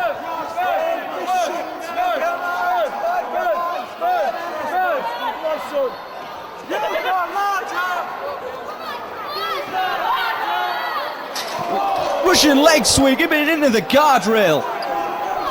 Shades of Cactus Jack there. And where's Spud going? Spud is not getting out of dodge. Spud is climbing the ladder. He's going up top. I'm not sure what he's got in mind, but he's going all the way up. That's 15 foot, maybe 20 feet in the air. That's one of the biggest ladders I've ever seen. I'm not kidding. And here comes Spud! Unbelievable! Absolutely unbelievable. Spud pulling out one last desperation move because he knows he's got to go big to try and take down Keenan.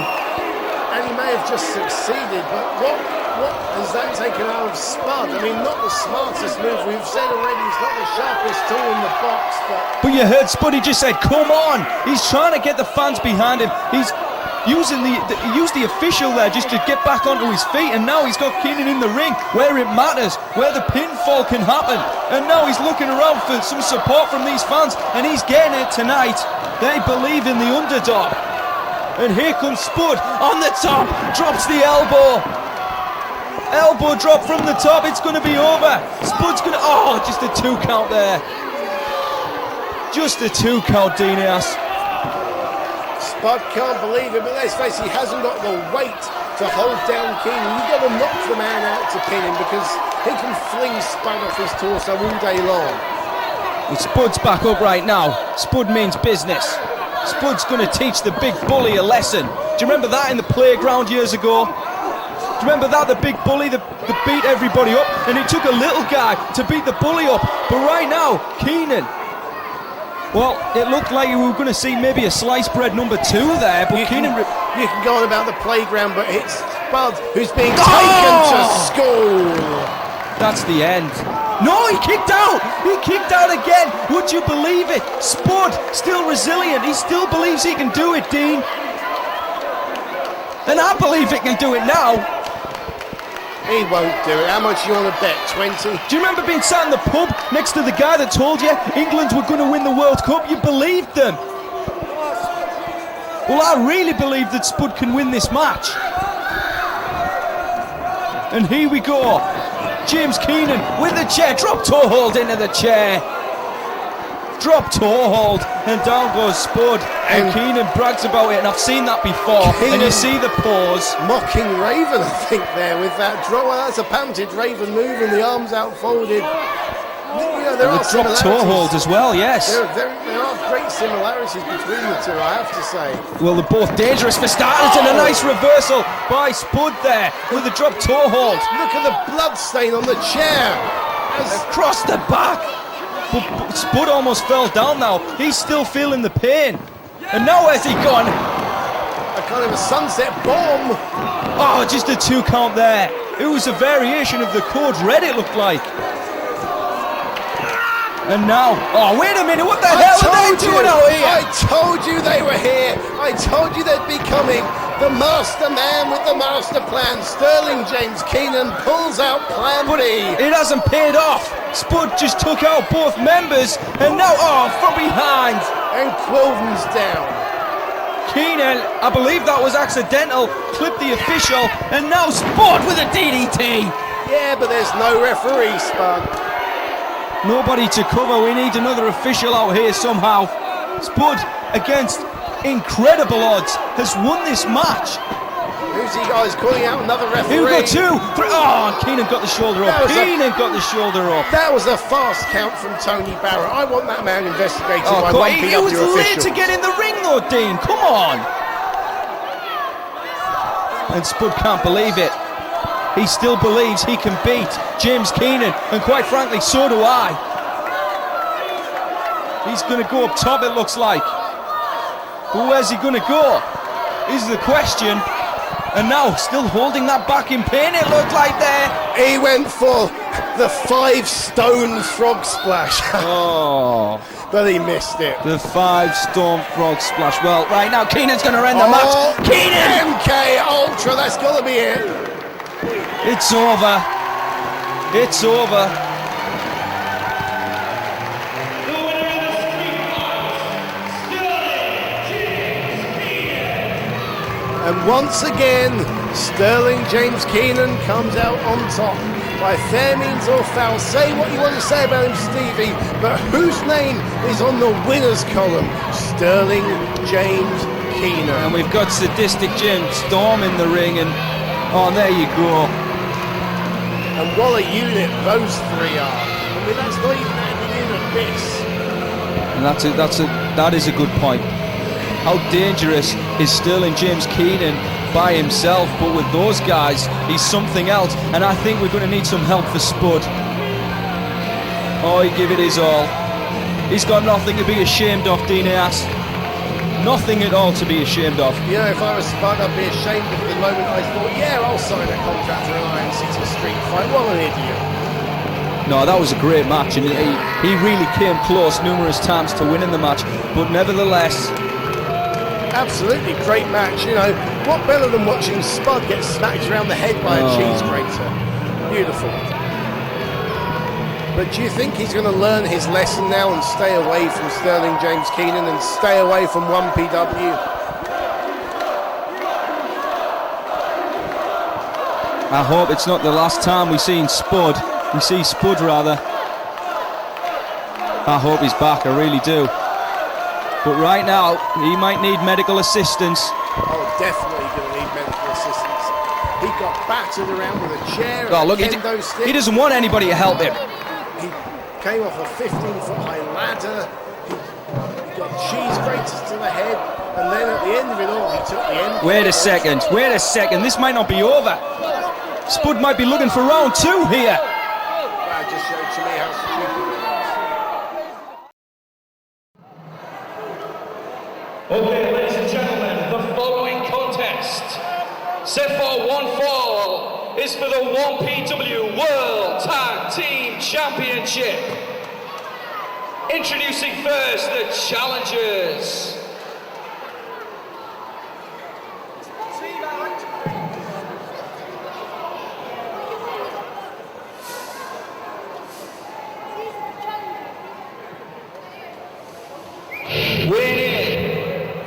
At a total combined weight of 455 pounds. This is the team of sadistic Jack Storm and a human hair machine himself, Dave Moralez. This is Team Supreme.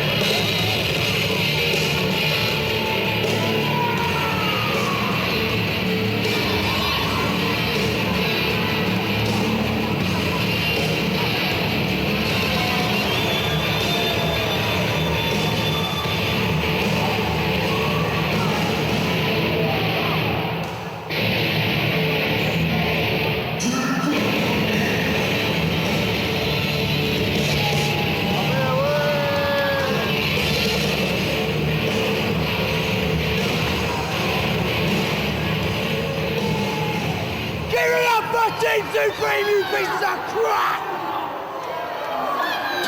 And their opponents, ladies and gentlemen, introducing the current 1PW World Tag Team Champions, the team of the Wonder Kid, Jonny Storm, and the Phoenix, Jody.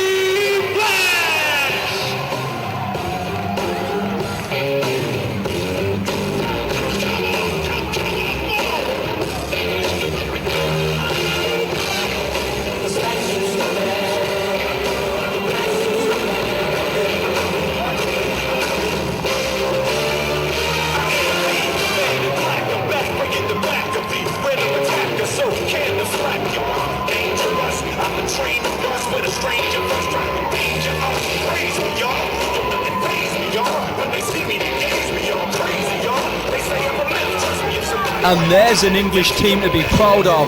Dean Ayers, the team of Jody Fleisch, Jonny Storm, the Wonder Kid, the 1PW World Tag Team Champions.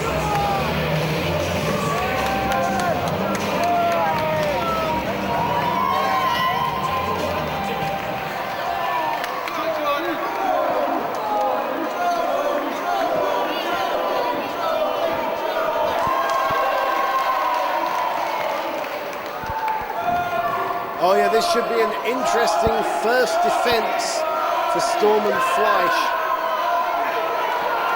Won those belts that know your enemy, of course, and yeah, they beat AJ Styles and Christopher Daniels, and that Styles and Daniels themselves about 3 weeks later went on to win the NWA World Tag Team titles on TNA pay-per-view. So I mean, that just shows you the caliber of opposition that Storm and Fleisch beat on that famous night in Doncaster. But their first defence is against a new, young, hungry team of Dave Moralez and Jack Storm. No strangers to tag team gold themselves, are the current reigning IPW tag team champions down in Kent in the south of England. And, well, they've known each other, you know, for a long, long time, just like Storm and Fleisch have known each other for a long time. So It's a great point, and from behind, the challengers all over the champions, and this is what you've got to do as Sweet Stevie Aaron here at ringside, along with Dean Ass, the Twisted Genius, and here we go, and double Hurricanrana from the champions there, confused Moralez, confused Storm, as they go back to the outside, and keep your eye on the champions. Oh yeah!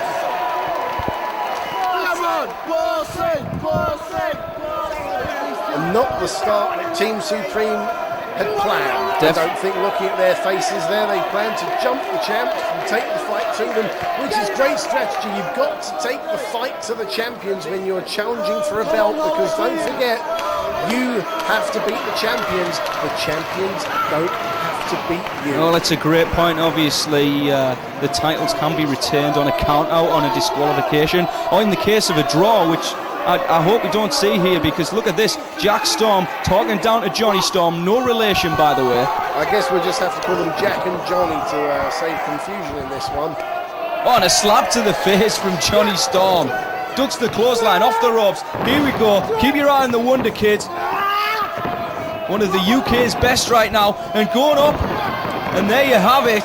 Johnny Storm, it's fast and furious, and he's all over Jack Storm. He doesn't know what to think. Flying head scissors and a beautiful arm drag there into the arm bar.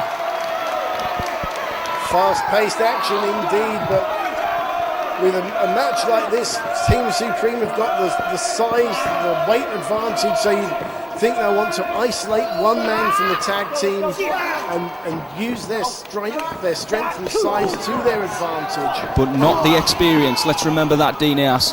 I mean, Jody Fleisch right now in the ring. He's been all over the world. He's a former FWA heavyweight champion.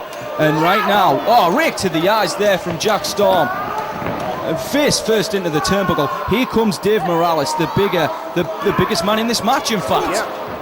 And this is the other thing to consider, as you say, Fleisch and Storm, they've been all over the world, Japan, America, continental Europe, and Moralez and Storm not as experienced. Oh, look at that, that's incredible! And that might end it, oh, just a 2 count. Moralez and Storm not as experienced. This, without a doubt, the biggest match of their careers to date. And there we go, over the top. There's Jody Fleisch, that is impressive. And if anybody had any doubt about Jody Fleisch, ever since his temporary retirement phase, of course, he is back, he means business, he's a 1PW champion. But now, there you see, great move there from Team Supreme, and face first. Jody Fleisch came down on all of his weight there.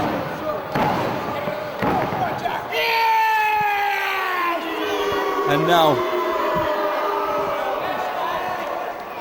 Jack Storm with Jody into the corner. And here we go, this is what I was saying, isolate one man. They've chosen Jody, who's slightly smaller of the two by about 10 pounds or so. And now you watch, if they're a good tag team, which I know they are, they'll isolate Jody Fleisch, prevent him from tagging out to Storm, to Johnny Storm.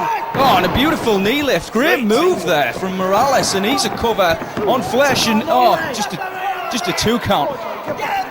Johnny Storm came in. Johnny broke up the cover there. Because right now the Phoenix having all kinds of problems.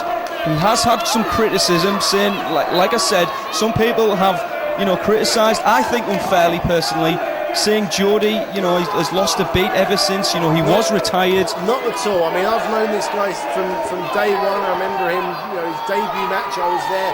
Let's be fair, it took him a couple of months to get back in the swing of things when he came back from retirement. That was 2 or 3 years ago. And look at this. He is just as good a wrestler, if not better, than he was first time around. And that's proven, because let's face it, if you weren't a good wrestler, you wouldn't be holding the 1PW World Tag Team Championship. Well, it's a great point. You wouldn't be beating guys like AJ Styles and Christopher Daniels. Definitely, I agree with you 100%, Dean. And just a 2 count there. And the Phoenix trying to get the fans back into it. He's having all kinds of problems here with this new team. And now Moralez with a big scoop and a slam. Now off the ropes. Here he comes and drops the knee across the face. Well, this is, as I said, great tag team strategy. You know, Stevie and I know my tag team wrestling, and if I was in their corner, I'd be telling them to do exactly what they're doing. So great stuff from Team Supreme, keeping a fresh man in, totally isolating Jody Fleisch. Look at that, the way Storm turns his back to Johnny Storm and Jody Fleisch's corner, prevent any save, prevent any running. All great strategy in the tag team ranks. And I tell you something, if they don't win these belts, then something's wrong, because they are... Look at this. Moralez with the reverse knife edge chops to Jody. And drop kick. Jody's hung out to dry on the top rope there. Bending the back, bending the spine and the lower back, and the discs all out of kilter. And incredibly... And straight into those unprotected ribs. Yeah, I never thought I would see the contenders dominating the match like they have done here. Well, this is impressive. Look at that back suplex. And another tag. You see, this is brilliant tag team strategy from these two. They're taking it to the champions. And I think we're going to see a title change. I think their first defence is going to be their last defence at this rate, because Jody Fleisch is in all kinds of trouble in the wrong part of town on a very hot night here in Barnsley. He's having all kinds of problems and he needs to get over there and make a tag to Johnny Storm. There's a reversal from Jody though, and knee lift, but look at that out of nowhere. He can just turn the tide so quickly, and an enziguri to the back of the head. That really was out of nowhere. Where did he hit that from? I have no idea. But can Jody Fleisch make the tag? Or will Jack Storm cut him off? I tell you what, there might be fans at home watching on TV. That happened in the arena. They might think they're watching badly dubbed Japanese movie or something. I don't know, but there's a hurricanrana from Johnny Storm. And where's he going? He's fixing to fly, it looks like. Over the top goes Storm. Takes them both down. And a great move from Storm. High risk, yes, but it paid dividends. He's taken them both out of commission, because at the moment Jody Fleisch needs to recover. So Johnny Storm having to virtually take on two men at once. He just hit a Michinoku driver, it looked like, and now Jody points to the top. Wait a minute, he's pointing to Jody, sorry. Jody's back in the ring. We've got both tag team champions in the ring right now, and here we go, a double team effort. Jody went all the way over that time, and just a 2 count. That might have been the end. I wouldn't have put Fleisch back in there so soon. That may come back to haunt them. Well, like I said, when he was pointing over to his corner, I figured that Johnny was going to go up top, but he tagged in Fleisch, and look at that. Kick to the face rather, now using the ropes as a launching pad. Great move, because Johnny Storm swept the leg, but takes a kick to the face for his troubles. Great tag team action we're seeing here. Sue really wait a second. We just seen a fisherman's buster, and it's going to end the match right now, almost new. Only just, but two really fluid tag teams in operation here. Johnny just gave the signal. I think he was going to go for that Wonderworld hold. And now, wait a minute, nice reversal, but out of nowhere comes Moralez. STO from Moralez, and a big senton. Senton splash from the bigger man. And here we go, we've got a count, just a 2 count in the ring. And Moralez not happy, but how good is this to see not just two great British tag teams, but two great British tag teams fighting for a world tag team title? That's right, and look at that out of nowhere. Johnny just hit an enziguri and fell back down. He's tired, he's hurt. Jody Fleisch in a perilous position, and it looks like he's going to come down the hard way. Jack Storm's going up top, but so is Johnny Storm. He's cut him off, but watch out, because Moralez is behind everybody else, and I don't know what on earth we're going to see here. Perilous situation into a tower of doom, I guess you'd call that one, but wow. All four men hit hard, and look at that in front of us, Stevie. We've just got 4 bodies strewn across the canvas as referee Tony Barrett counts them. And let's face it, Storm and Fleisch don't need to get up because if this No. goes to a count out, they keep the belts. Moralez and Jack Storm, the ones who've got to get up, and Dave Moralez is indeed up. But Dean, yes, with all due respect, that's not this kind of. They don't want the match to end like that. They want to win. They want to win this match with a pinfall. And Moralez came down hard that time. He really came down hard as Jody back on his feet. It looks like he's going up top again. Let's see what he's got up his sleeve this time. The Phoenix on top. He's going to end this match. Oh, he landed on his feet. He went in for the shooting star press, but he landed on his feet. But Moralez cut him off guard. And now what's he going for? Tiger Driver, one of his signature moves. 2, 3, no, just a 2 count. I'll tell you something, not too many people kick out of that move. And Moralez looks shocked. And that just shows you the step up in competition they're taking by challenging for the 1PW World Tag Team titles. It's really thrown Moralez off. Then here comes Fleisch, and beautiful Hurricanrana off the top. Look at that. They're really through. Let's just see if we get a full. This might do it. 2, 3. Oh, just barely a kick out there. But I mean, that, as I said, the fact that Fleisch kicks out that Tiger Driver took Moralez off his stride. He slipped on the middle rope, and that gave Jody Fleisch the opening to hit him with a Hurricane Rana. Definitely, and what's he going to hit this time? Nothing, because Jack Storm ducked down. He's seen him coming, and Jody went off the ropes there, but Storm, the both men knew exactly what they were going to do, and look at that! Beautiful! Death Valley Driver variation, and we're going to have, just a 2 count there. Didn't quite link the hands, and you've got to think if Jack Storm could have linked his hands up, we would have had new champions. Well, that remains to be seen. Nevertheless, Jody kicked out either way, and Jody, he's probably the most battered, the most bruised in this match. He's received a hell of a punishment. Oh, he's taken the punishment. They singled Jody Fleisch out as the weaker link in the two. I guess he's the smaller man. And here we go. What have they got in mind here? Jody fighting off the challengers for the 1PW World Tag Team Champions. Look at that, impressive from Johnny Storm. Double perfect Storm off the top. And now Jody with the SSP. But no, I think Jody's hurt. Has that move, that perfect Storm, has that turned the tide of this match? Because look at Johnny Storm, he looks the freshest of the 4 men. He is, and he's gone for it. He's gone for that finishing manoeuvre. Went for the Wonderworld, but Jack Storm had it well scouted. And what's Jack Storm got in mind? I'm not sure, he's gone for a powerbomb, it looks like. Into the turnbuckles. Nowhere for Johnny Storm to go but into those buckles. Is he going for it again? Onto the knee! Onto the knee! This We're going to have new tag champions, but Jody somehow, somewhere got over there. Jody Fleisch just saved the 1PW World Tag Team titles. I'm convinced of that because I don't think Johnny Storm was kicking out of a vicious move like that. Powerbomb into the knees. Jack Storm with a slap to the face, just insultive there. And now, but wait a second, Jody, vicious enziguri, and Jack, I think, just tasted the steel on the outside.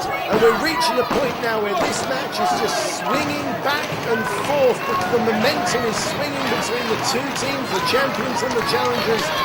And sooner or later, you just got to give up. It's just going to kick in, and, wait a minute, that's impressive! But Jody he hit that top rope. And that might have been a mistake. He didn't hit all of that. I tell you something, tonight it's so hot and sticky. There's so much sweat on those top ropes. We've already seen it before today that you can't get the footing that you'd normally get, especially late in the evening like this. That ring's had a lot of wear and tear tonight. Well, this is the penultimate match, and here comes Jody again with a Hurricanrana. But wait a second, from behind comes Moralez. He's got the arms locked with a tiger suplex. But look at Johnny Storm. Oh, that's gonna hurt. Stomp to the stomach. And now Johnny, DDT. And Johnny's going to end this match right now. It's over. Successful title defense, almost.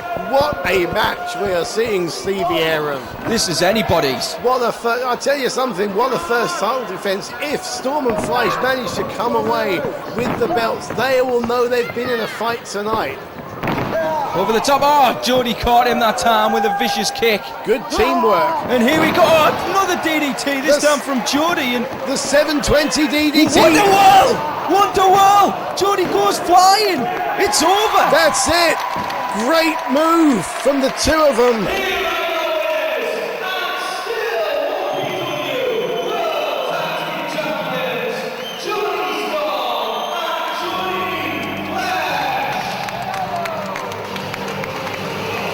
A great move by the champions, because just as Johnny Storm hit the Wonderwall on Dave Moralez, you saw Jody Fleisch on Jack Storm, you saw Jody Fleisch flying over the top onto Dave Moralez, taking the guy out, making sure he couldn't make the save, and Jody and Johnny retain their belts. But Stevie Aaron, what a match we saw, what a title defense, and if that's anything to go by, what a tag team division 1PW has, because we have just seen a fantastic matchup. That was a tough match. Johnny Storm and Jody Fleisch win their first tag title defense. Well, that was a tough match, you know, for the champions. A lot of people may not have heard of the challenges there, but they've just made a huge impact this evening, I would say. Oh, they've certainly heard of them now. These guys are gaining momentum all the time. You know, they're aligning themselves here with Sterling James Keenan, with Abyss. Oh, from behind! And talking of Sterling James Keenan, speak of the devil. It's like you knew there, oh, come on, Dean. It's like you knew this was going to happen. Look at this. We've got all three men out here. This organ. Oh, here comes Spud. Are you insinuating I was chatting with Sterling James Keenan in the interval? It's possible, but he's got a baseball bat. No, he just looks like an escaped mental patient now. Can someone get rid of this little twerp?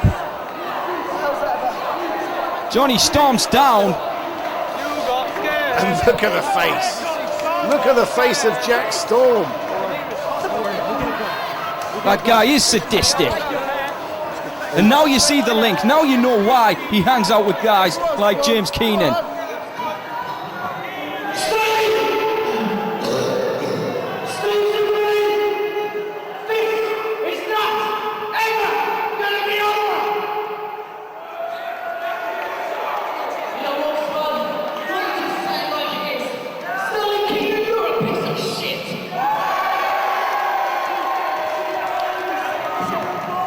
In case of Brixton matches, Jody Storm and Jody Fleisch are still the 1PW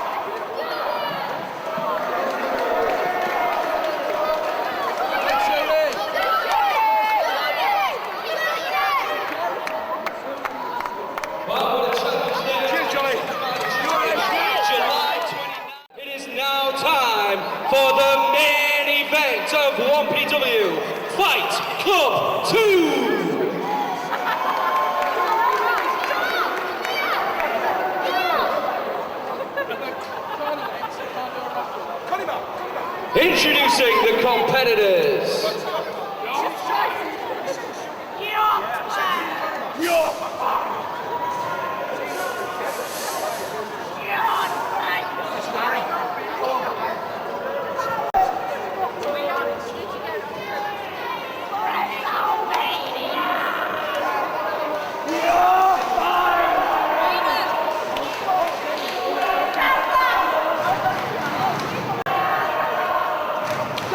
Come on!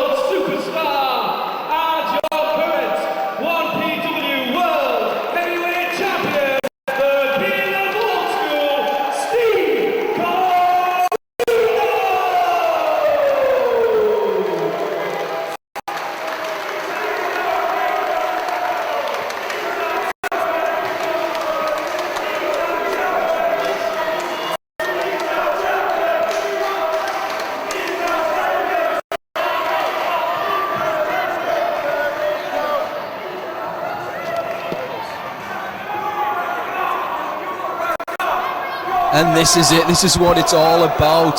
Steve Corino, the 1PW World Heavyweight Champion, putting the title on the line against Britain's own anarchist Doug Williams, Stevie Aaron, along with Dean Aisu at ringside. And I tell you what, Dean, calling the names right there, I've never known an atmosphere like what I've just felt in that very ring. It was unreal being in there with just these two guys. They're so psyched up, they're so ready to go, and the 1PW World Heavyweight Championship on the line here tonight at Fight Club 2.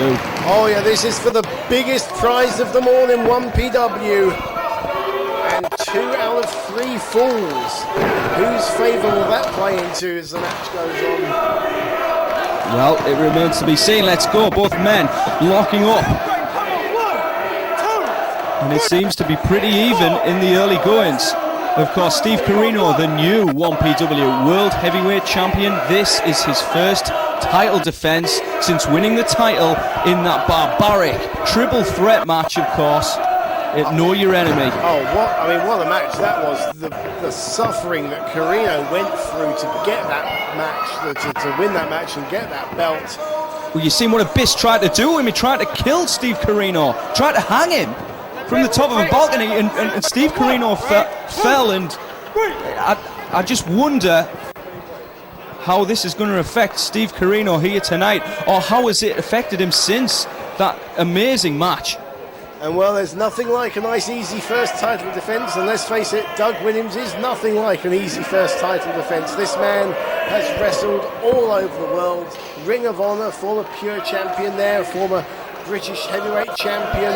He's a regular now in Pro Wrestling Noah in Japan. And former catch champion, I understand, in Europe. Yep. Former champion all over the world. Doug Williams knows the world over. He's held titles, but he's never held a title that's been recognised as a World Heavyweight Championship. And this might be his night. This might be his opportunity to take a World Heavyweight Championship for the first time. Indeed, Stevie, this could be his chance. And well, to my knowledge, they've wrestled each other once in the FWA in 2003.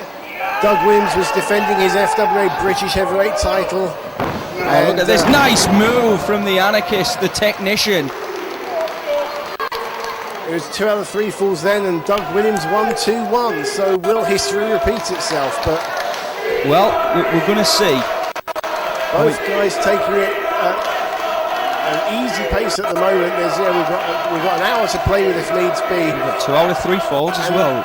2 out of 3 falls, and let's face it, Stevie, it is still, it's late in the night, but it is still absolutely baking here at ringside in Barnsley. It's been 30, 32 degrees, something like that outside all day today. We're under these lights. It's I'm a hot sweating. Day. I'm sweating, and I'm not used to this kind of weather, and I'm not used to this kind of environment, quite frankly. These lights are really hot here this evening at 1PW Fight Club 2, and you see the wrist lock from Steve Corino. And pacing is going to be paramount importance in this match, I feel. Steve Corino winning that match that not only featured Abyss, of course, the former 1PW World Heavyweight Champion, but it also featured the NWA World Heavyweight Champion, Christian Cage. Yep, he was the NWA World Champion at the time, and a great name to have on your record as a guy that you've beaten. But well, Steve Corino's done so much in this business already. If we're going to go with experience, I've got to go with Corino.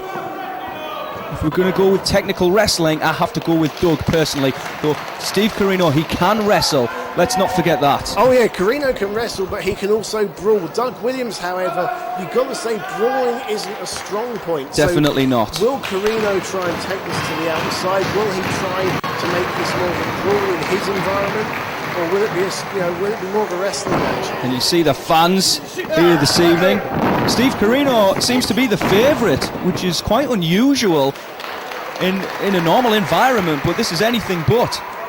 Yeah, I think Corino just won the respect of the fans because of what he put his body through in defeating Abyss and Christian Cage at Know Your Enemy. That's a great point. And that, such an emotional speech he made at the end of the show with his son Colby, who's not here this weekend, but he was there with him in the ring. and this belt and this company really means a lot to Steve Corino. And look at this, look at Doug Williams, nice escape there.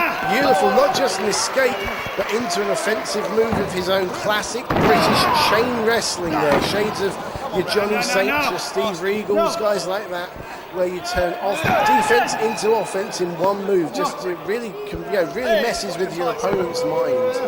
And you see him going to work on the ankle of Steve Corino. Corino's fighting it with multiple kicks there, and he gets a release. And now the 1PW World Heavyweight Champion telling Doug Williams to bring it on, so to speak.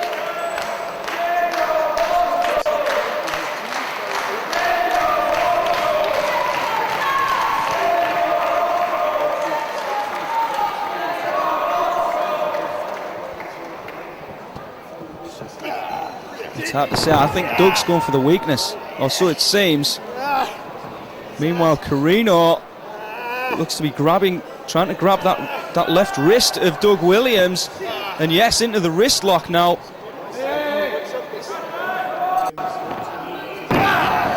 And he twists it round again, of course. Steve Corino, no stranger to World Heavyweight Championships. This man, unbelievably, is a former AWA, NWA Heavyweight Champion, World Heavyweight Champion, and also ECW World Heavyweight Champion.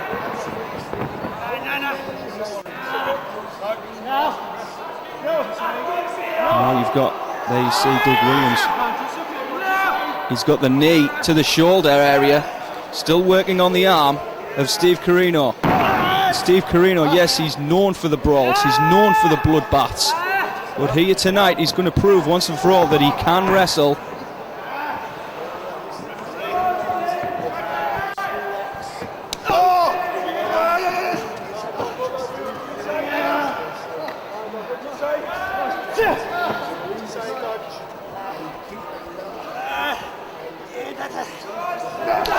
Definitely a nice side headlock now from Doug Williams. Also a chance for Corino to prove to the critics that he is also a great wrestler. And now nice side headlock by Doug Williams, who is on a roll. I seen him walking around earlier today. He had that Pro Wrestling No shirt on. And recently on the Spring Navigation Tour, Doug did not succumb to a pinfall or a submission. He lost tag matches, yes, but it wasn't because of Doug Williams. He wasn't beaten. Nobody beat him. He never took the fall, is what I'm saying.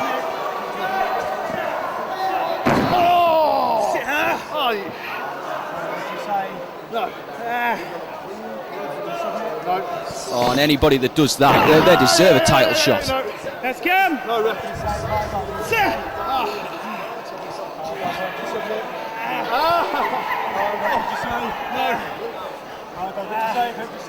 And it looks like he's going to get a pinfall here.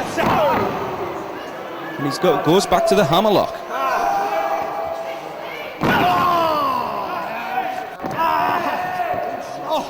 Yeah, and more importantly than that, he beat him in a wrestling match. You know, it was a great technical wrestling match.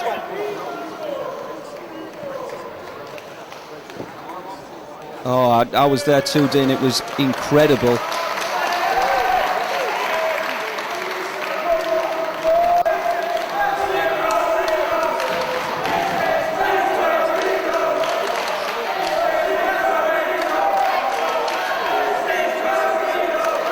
At least we hope. Well,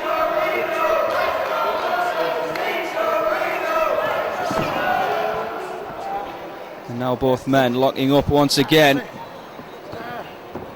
and it's Corino who looks to be backing off to go into the corner, but he turns it, and I think we're going to see a clean break.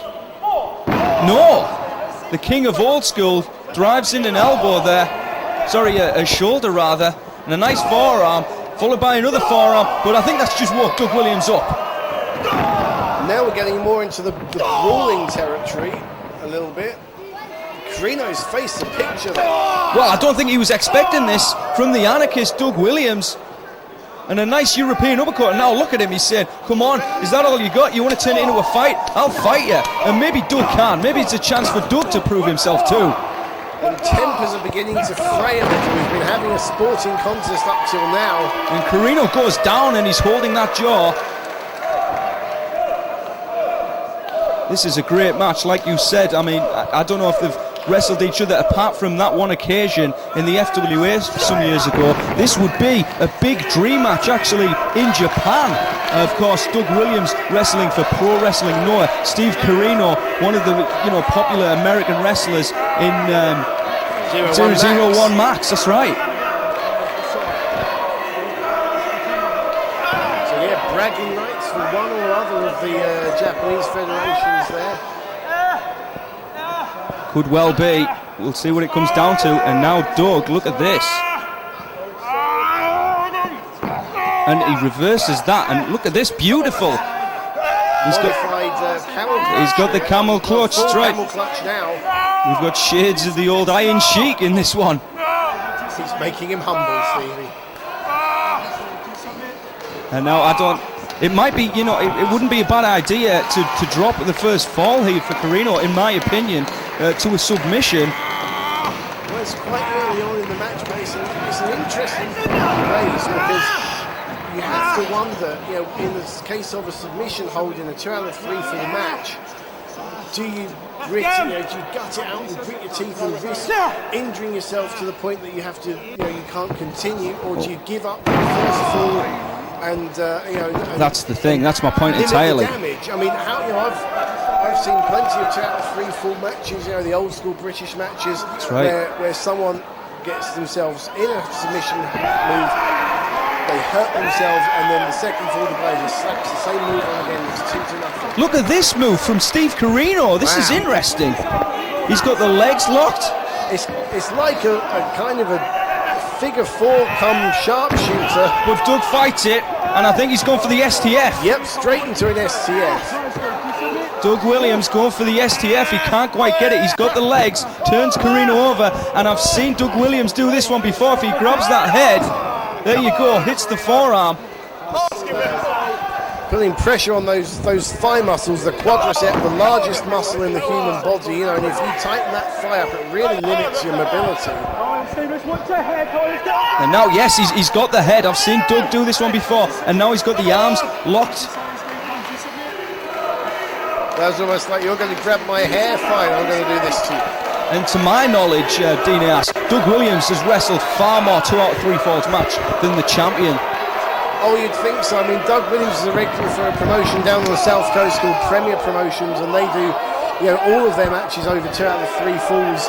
So, absolutely, Doug Williams has wrestled literally hundreds of 2 out of 3 fall matches, both in Premier and in the FWA and in other promotions as well. Corino's telling Doug to try and knock him down, try and charge him. Doug's clearly the stronger of the two, and that proves it right there. Corino hits the mat, and he hits it hard. I mean, in terms of weight, there's nothing between them. I mean, a couple of pounds here and there, literally. And Corino's slightly taller, I believe, but Doug's more buff. I mean, you see the muscles on Doug Williams, and I'm taking nothing away from Steve Corino. He's a strong guy. That's not the be-all or end-all. Ask Samoa Joe. I mean, look at the success he's had. He's hardly wouldn't call Samoa Joe a bodybuilder, but he'd call Samoa Joe a winner. That's true, and here tonight, great match, great main event here at Fight Club 2, and we thank everybody for joining us, no matter where you might be. We thank you here at this huge international main event. And that time, Doug Williams goes down, and a nice arm drag. And now he's got that arm locked. He's got the arm lock, and it's in the centre of the ring. And again, great strategy from Doug Williams. He's been working on that arm earlier in the match, the left arm of Steve Corino.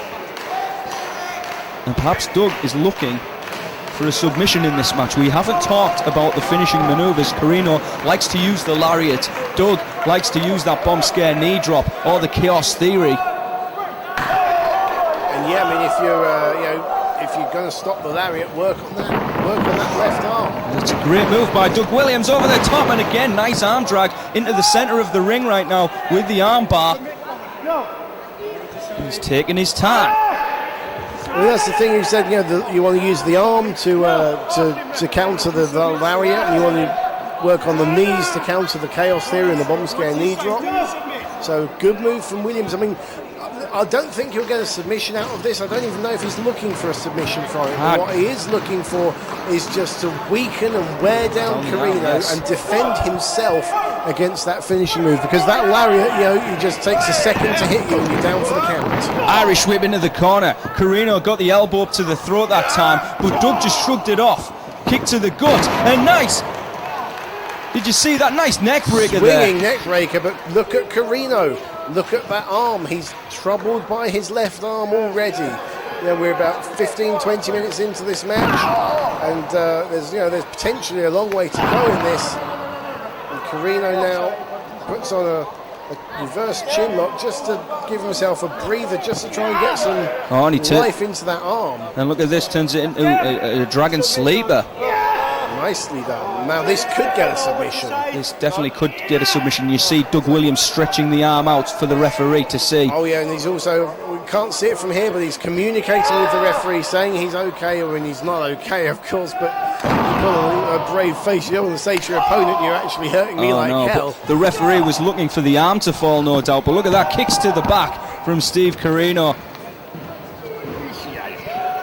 This is a huge match we've got here, and potentially we are witnessing the night Doug Williams becomes a world heavyweight champion. Yes, he's been a heavyweight champion before. He's been a British heavyweight champion before. He's been a great champion all over the world. He's been a European heavyweight champion over in Germany, as you say, in catch, but never has he called himself a world heavyweight champion. It's the one thing that Doug Williams has never had the privilege to call himself. He's been a world tag team champion with Scorpio, and he challenged for those GHC belts and Know Your Enemy, of course, with Nigel McGuinness against Yone and Morishima.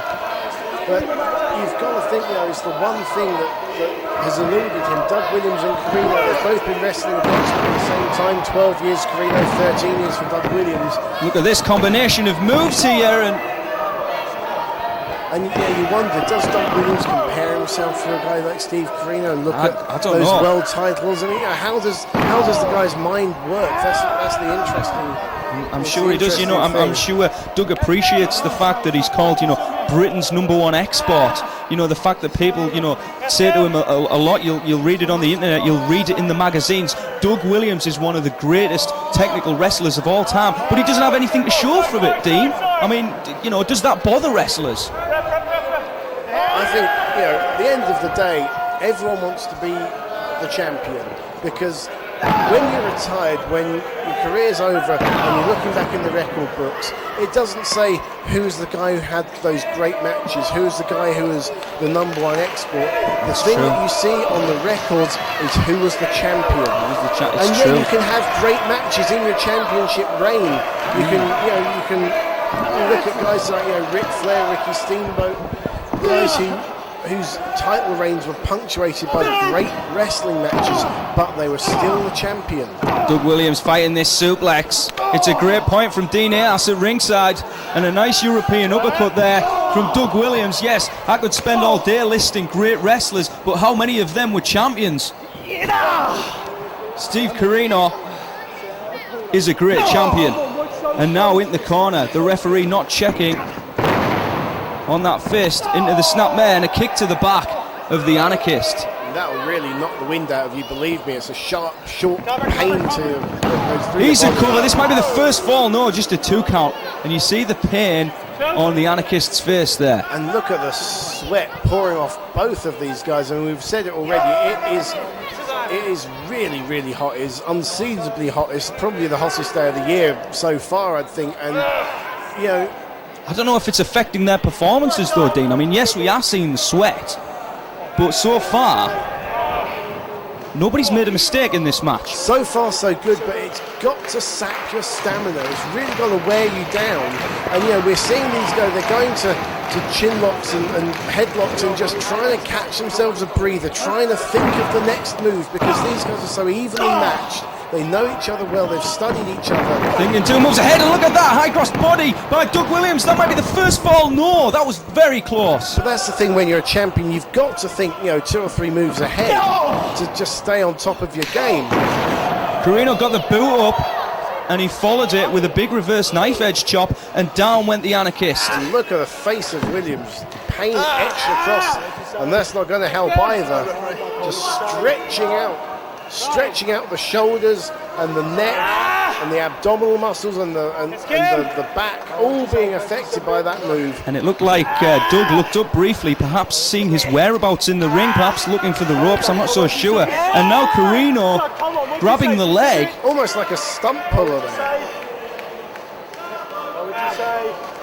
And I'm not sure. Oh, wait a minute, look at this, pinning combination, but Doug's in the ropes. Great move from Corino though, because you're thinking about the submission, you're thinking about blocking out that pain, and then just like that, in the blink of an eye, in a heartbeat, you're turned over in a submission, and you've only got 3 seconds to get yourself out of there. That's no time at all.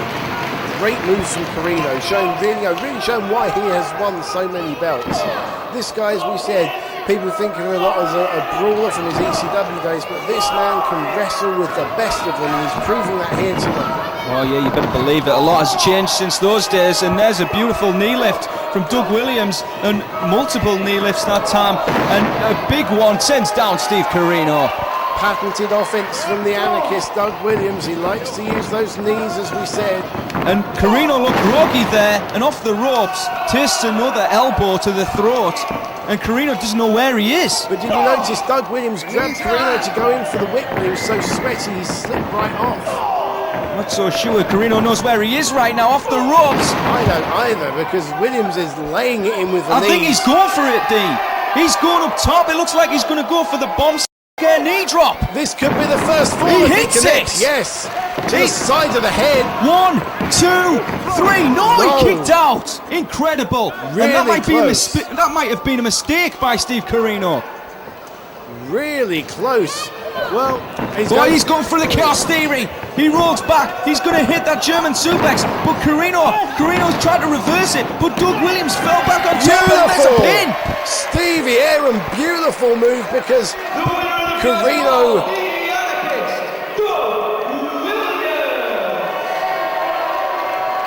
Corino tried to counter the chaos theory. He knew it was coming. He dropped down to try and roll Doug Williams up, but Doug Williams countered the counter. Great wrestling, great move from Williams. And look at Corino's face. He's got a mountain to climb. He has now got to get 2 straight falls off of Doug Williams, a man who you just said has just come back from a tour of Japan undefeated. A man whose last appearance in a 1PW ring was a clean pinfall over Lance Storm. Steve Corino has got an absolute mountain to climb. Definitely. If he wants to leave the Metrodome still the 1PW champion. Well, nobody's the champion now for all intents and purposes, because Steve Corino's down a fall. He's got to fight back. He's got to get 2 falls to win this match, if that's what he wants to do, and I believe he does. I mean, who the hell has beaten Doug Williams 2 straight falls? Who? I can't think off the top of my head. Exactly. And yes, he was a former FWA British heavyweight champion, and a lot of those matches, of course, that was the rule, where, you know, the main event, it was 2 out of 3 falls in those title defences. But you're right, I can't think of anybody off the top of my head, and I'm really scrambling here. Who's beat Doug Williams anyway? I mean, you know, that's an accomplishment in itself. Absolutely, Steve. And now the fans enjoying the action. We've got Doug Williams fans out here. There seems to be more Steve Corino fans, or at least they're louder, they're more verbal. But they're enjoying a great match nevertheless. Main event of Fight Club 2. And again, you see Doug, he says 1 more. That's all it's going to take. 1 more and it's mine.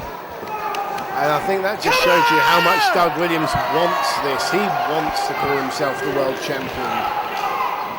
And here we go, seconds out, round 2. Well, he's a cover, and that was a smart move by Doug, and almost took the second fall. Over the top, this might do it. No. Steve Corino back on his feet, and that's where he's got to be. Irish whip into the ropes, but Doug catches him off guard. He's going to go for another cover. 2, and just a 2 count there. Well, Doug Williams' strategy is, well, it's pretty obvious now. He's just going to go for quick falls all the time, just try and catch. He's going for the Corino. kill. Yeah, catch Corino by surprise. You know, when you've got two guys. Oh, wait a minute, he's got him again. Reversing the slam and just a 2 count there. When you've got two guys who are so closely matched like these two, quite often the only way to win, and unless there's an accident or an injury, is to just surprise them. Like we saw with that first fall, Corino thought he was countering the Chaos Theory. Doug Williams countered Just the dug counter. for it again, and there's uncharacteristically a low blow from Doug Williams. Mr. Squeaky cleaning himself. He just nailed him with a leg. Well, And I think did the referee see he's asking him now? I don't know, but Doug Williams looks kind of apologetic. I don't know if he slipped or what, but actually say very uncharacteristic of Doug Williams to do something like that. And Doug perhaps becoming frustrated now. How much does the 1PW World Heavyweight Championship mean to Doug Williams? Well, he's getting scolded by Andy Quilden for that. I mean, you know, I was speaking to Doug just last week. I seen him at another show, and I said, you know, what about this match with Steve Corino? What does the title mean to you? And he didn't give me a reply. I didn't get any answer. And Doug's a nice guy. That's the thing with Doug. Sometimes you'll just get a wry smile out of him. I mean, I've known Doug Williams literally since day one. As I've said before, him and I started on the same show back in 1993, and I've followed this man's career all the way through. And as we've said, the one thing that's eluded him all the time is the World Heavyweight Championship. And I wouldn't say he's taking shortcuts here, but he's certainly uncharacteristic in his offense. Well, look at this. He's going back to work on that arm. Of course, Steve Corino, as we said, likes to use the lariat, and this is doing Steve Corino no favours at all. Grinding on that forearm, trying to just break that muscle tissue down. And he's a great point, Dean. We've got a 20 count now in 1PW. Indeed we do. So does that work for Corino? Does that give him more of a break, or does that mean Doug Williams can do more damage on the outside? It's a great point, and that time it was Williams dropping the arm across that top rope as Corino stands on the apron. And I think he's going to do it again, yes. When you see the pain, you hear the pain coming from the mouth of Steve Corino verbally. And Corino, I'm not sure if he's trying to get back in the ring or trying to buy himself a little bit more time here. The referee's telling him to get back in.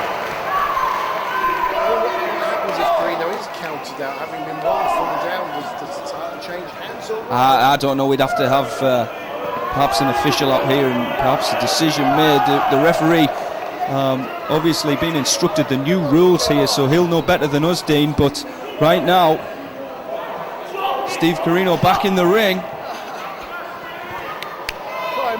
Look at the smile. Williams is very confident. Reverse knife edge from Corino. And you've got to say, it's understandable. Corino comes in with one chop and Williams just one forearm, and immediately he's got Corino back where he wants him. And now Doug Williams putting virtually all his body weight onto that shoulder joint. Look at this, just trying to... It's just painful just to watch it. Definitely, the shoulders, it looks out of place there almost. Yeah, he's trying to either dislocate it or hyperextend the arm, but either way, this looks incredibly painful. And of course, the situation Corino's in now, like we said, if this was the first fall, maybe he would have given up just to save that arm and be able to do the lariat later on if needs be. But Corino now has just got to hold on. He doesn't have a choice here, is what you're saying, Dean Ass. And over the top goes Steve Corino. But look at this cross arm breaker. Great move, and Corino just grabbing Doug Williams' hand, because if Doug Williams can link those hands and break Corino's grip, he's got it. He's not. Well, look at Corino twisting the body, trying to get to the bottom rope. Is he gonna? He's there. That's a release. And you just look at Corino there, the way he was screaming, the way he was wriggling like a fish out of water. That wasn't a calculated counter. That was desperation. That was sheer desperation from Steve Corino trying to retain his belt. And a big headbutt from the Anarchist. Again, doing the shoulder no favours, doing the arm no favours whatsoever, as Doug just slaps it. Oh, look at this, almost half of a cattle mutilation. Beautiful, absolutely beautiful. I mean, and again, You just look at the face, the anguished expression on the face of Steve Corino. He has to hold on. He's got no choice now. He has to hold on, and he's in trouble. The referee grabbing the arm. He's checking that arm, and if it drops... Oh, wait a minute. He kept it up. Stevie, just look at the determination on the face of Steve Corino. And a knee into the upper spinal area of Steve Corino, and he's in pain. Look at that arm behind the back. Just managed to unlock it almost now, but Doug Williams drops the knee. Doug Williams will not let up on that left arm of Steve Corino. He's getting more and more confident because, let's face it, he's got the champion pretty much where he wants him right now. It's only a matter of time, or so it seems, before Steve Corino, he's just going to have to give it up. He might never be able to use that arm again. This might be, you know, a big career mistake. Yeah, but you don't think of that in the heat of the moment when you're in the middle of this ring. Oh, definitely. Main event of Fight Club 2. You're not thinking about your next match. You're not thinking about the match you've got in a month's time. You're thinking about, the next however long we've got left in this match, half an hour or so, I guess. To try and retain your belt and keep your championship. He wants to stay on top of the world, quite frankly, and the support he gets here in the UK, the support he gets all over the world. Steve Corino, he's feeling it right now, and he's escaping it. Look at this. He can hardly stand, Stevie. But Doug's toppling. Nice arm drag there. And look at that. What's he got hold of? Once again, the arm. Yes. Exactly. Brilliant move from Williams. Now he's using his whole upper shoulder area, I guess, to just press into the arm area of Steve Corino. His entire body's a lever, and he's got the left arm of Corino look at behind this, the his whole leg. weight of Doug Williams now, putting pressure on Steve Corino. I've just never seen a move like that before. I don't mind admitting I don't know what that's called, because it's the first time I've seen that, but that just shows you why the Americans over in Ring of Honor call this man the human torture device. That's right, and he's got that name in Japan as well, I understand. They call him that in the Noah promotion. And Steve Corino, that left arm's virtually is limp. Look at that, he's trying to slap some feeling into it, get the blood circulating again. But Corino, I've not seen Corino in this much trouble. No, But then again, we said that when he was powerbombed through a barbed wire table and flung off a balcony by Abyss. You just don't know. Practically hung. I mean, the heart, the desire of this man is absolutely second to none. And, that'll never give up. The physical body. And Steve Corino, and that proves it right there with a DDT. Both men down now. The champion with a lot of fight left in him, obviously. But he's got to try and get that blood flowing back in that arm. Doug Williams holding the back of the neck. Who knows what ill effects that DDT just had on the Anarchist. And now Steve Corino with a reverse knife edge chops. That DDT really just a move plucked out of desperation from Corino. I think that's fired him up a little bit. It's even the odds up. He's hit Doug Williams with a knee, which is a trademark Williams move. And Corino senses maybe the tide's turning, I don't know. Off the ropes right now, he held on. Did Corino, and Doug hit the floor hard. It's a bad landing for Doug Williams. He landed, I think, on his actually, ironically enough, on his left shoulder, I believe. A really bad landing for Doug Williams. I think he was trying to land on his feet, but those ropes, as we've said, are covered in sweat. They're really slippery. He might have caught his head on that exchange. I'm not so sure. And now Doug Williams goes into the guardrail. And now we're seeing a vicious streak in Steve Corino. And head first into that chair on the outside, that steel chair. And Corino just using the guardrail as a weapon on Doug Williams. I guess the time for technical wrestling is over. I said it before, Corino is going to desperation because, he's he's 1 fall to nil down. He needs to get 2 falls to retain his belt. And Corino's going to do anything. He's going to do whatever it takes, any means necessary to retain that belt, trust me. Well, both men beating the count. It was close, yes. And I'm not so sure what would happen there if we'd have had a double count out. But it doesn't matter because Doug Williams with a gut-wrench suplex.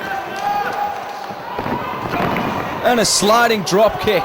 Better landing for Corino than Doug Williams had, but again, the match spills to the outside. And there's now a 20 count, as we've said, to do some damage. Doug Williams is on the ring apron.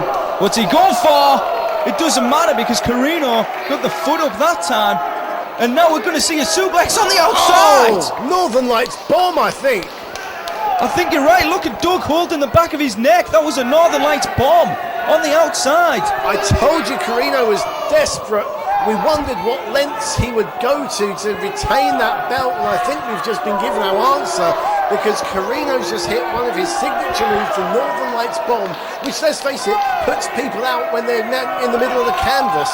What's it do to people, to Doug Williams, when he's landed on a floor with mat with minimal padding? On the back of his neck as well. I mean, it looked like he was just going to go for a vertical suplex. He twisted, and Doug came down on the back of the neck and the shoulders.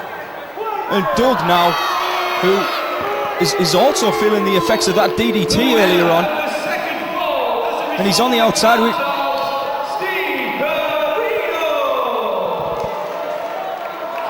And well, it's a full...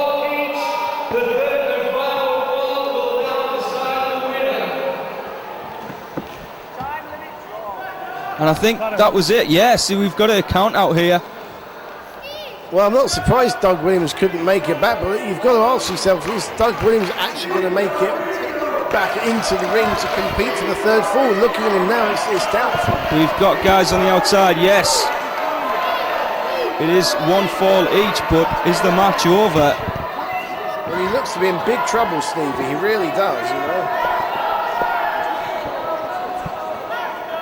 We've got some guys checking on Doug Williams, and I really don't want to see this match end like this, and I don't think Corino does either. You see the look on Corino's face. I mean, this has been, for the most part, a good sporting contest, and you know, I know both guys have a tremendous amount of respect for each other. This is... You know, I think Corino just pulled that move out of desperation. This is not good. This is not good. Well, what happens to our main event, Stevie? Is that it? I think that might be it for Doug Williams. Doug can't stand, and I've never seen Doug Williams in a position like this before. Well, you've got to think there'll be a rematch somewhere down the line because it's, you know, an unfortunate ending. And not well, I'm not so sure Doug Williams will even get back in the ring after what we've just seen. He was DDT'd. He was holding the neck all the way from that point. Corino's got the belt. Well, it looks like it's over. I mean, as you say, the referee Andy Gordon's given Corino the belt. He's retained it, but he doesn't look like he's retained it in the way he wanted to. Doug's holding the back of his neck. He came down hard on that Northern Lights bomb on the outside, though, Dean. That's the story here. I think he's coming back, Steve. You got to be kidding me. He's coming back for more. Doug Williams wants to be world champion. We said how much does being 1PW World Heavyweight Champion mean? I think we've just found our answer, because against all logic, against all medical reason, Doug Williams says, no, put the belt back down on our table here. I want to fight. Let's ring the bell. Let's have a third fall. Incredible. Well, look at Corino's face. He can't believe it. He really can't believe it. Look at him. I don't know if he's impressed or he's shocked or what, but he's got to wrestle the third fall now. It's anybody's game in the 1PW World Heavyweight Championship match, and you see Corino taking off that wrist tape. And he might be looking to finish the challenger in Doug Williams early, but Doug Williams telling him to bring it on. You say, yeah, you think you know me? I think it's really rattled Corino, hasn't it?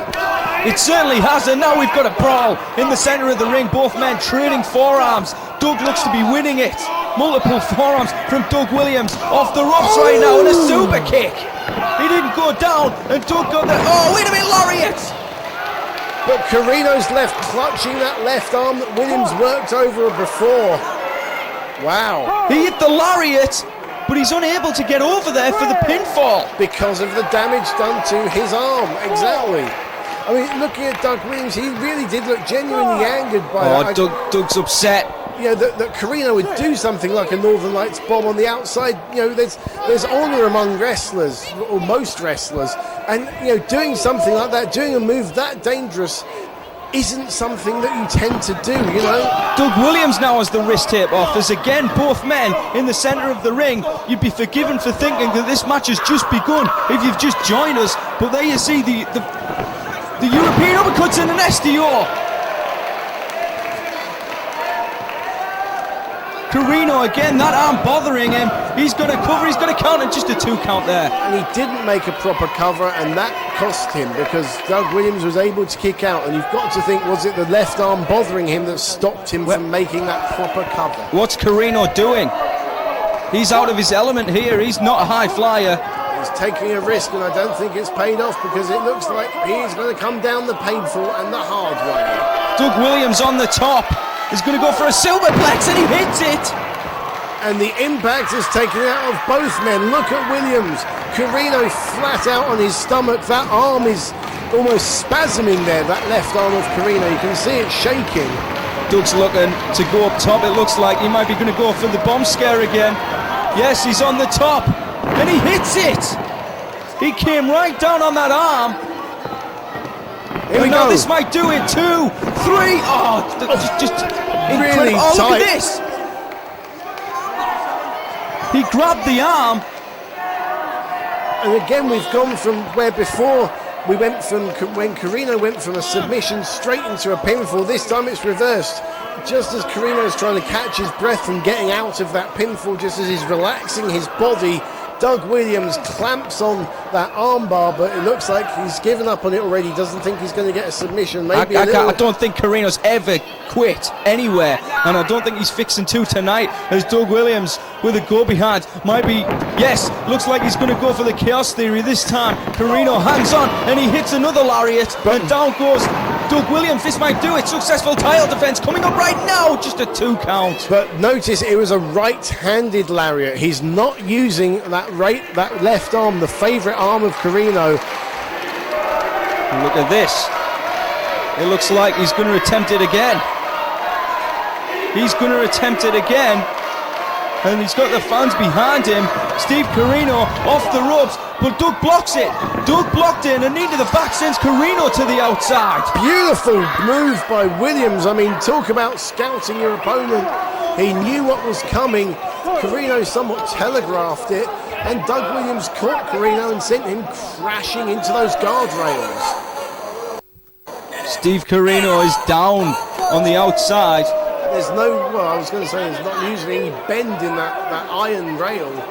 Although I think Iceman sometimes does his best to bend them in half, but He certainly does, and you see Doug wondering what he has to do to defeat Steve Corino. Now I believe if the last fall was a count out, it doesn't matter. Doug Williams wouldn't become the 1PW World Heavyweight Champion. It's got to happen in the ring, Dineas. which is why I think Doug Williams is trying to drag Corino up.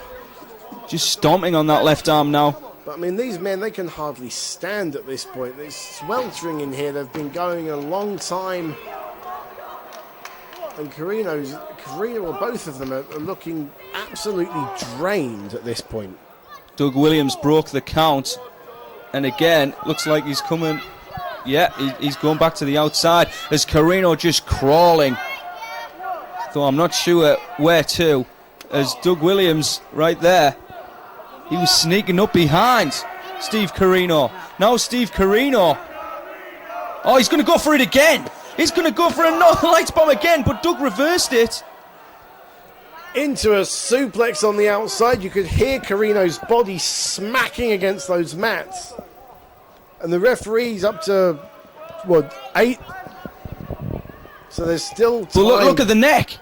Look at the neck once again, bothering the anarchist Doug Williams. And Steve Corino hits. Oh, wait a second. Doug Williams is going for the kill theory on the outside. Take that as a receipt for the Northern Lights bomb, Stevie. And both men, they're motionless virtually. Doug Williams barely moving, Corino literally motionless. I think he may have knocked him out there. Oh no, Corino's starting to move. He's now, starting to move, but but how groggy is he going to be from that? how hurt is he going to be? Is he going to be able to get back in the ring? Well, we're up to 18. He's got to be quick. Doug Williams might want to grab Corino, but no, he's in half a second. And this is a very vicious Doug Williams. I've never seen this side of him before. Hitting the chaos theory on the outside. That huge German suplex. And now this has got to be the end for Steve Corino. This is the end of his title reign. It's going to be just over a month for Steve Corino as 1PW World Heavyweight Champion after everything he's done.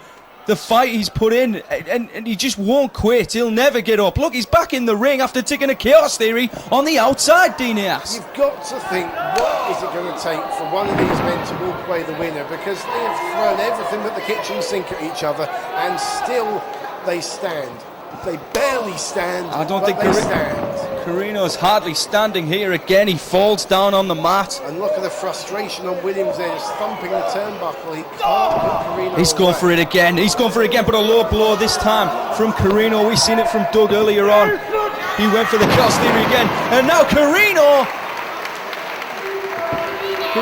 going to try and end it as fast as he can, but Doug Williams back on his feet. What an incredible match this has turned out to be. He went for the lariat. I think he just grazed Doug. I think Williams dodged it as best he can. He might have grazed the nose or something, but... And now it's Corino got him marked. Doug Williams has gone for the chaos theory again. This is going to be the end. Chaos theory, and he tried to bridge it, but look at the neck. He couldn't hold him, Stevie. He couldn't hold the bridge because of his neck that had been damaged by that Northern Lights bomb. And there the Northern Lights bomb comes to play again. It's already cost Doug Williams one fall via the count out, and you could easily say it's just cost him another, because Corino's just moving now. There's no way in hell Corino would have been able to kick out of that, I'm sure. I'm going down on record as saying that. I don't think Steve Corino had it in him then to kick out of the chaos theory. We would have had a new 1PW heavyweight champion of the world had it not been for the damage done to Doug Williams' neck earlier on in this match. So it's come down to the Northern Lights bomb on the outside, is what you're saying. That's been a huge factor in this match. It nearly sent Doug Williams to the back. It nearly sent him on the shelf. I thought that might have been over for Doug Williams permanently. This wasn't a enthralling match. This has just been absolutely fascinating. Two guys so evenly matched, so wanting to win. They've dug down so deep in sweltering heat here on the summer's day in Barnsley. And Doug Williams on the mat, being picked up by Steve Corino, and now once again, unbelievably, both men still trading the forearms. And Andy Quilden calling for the bell, and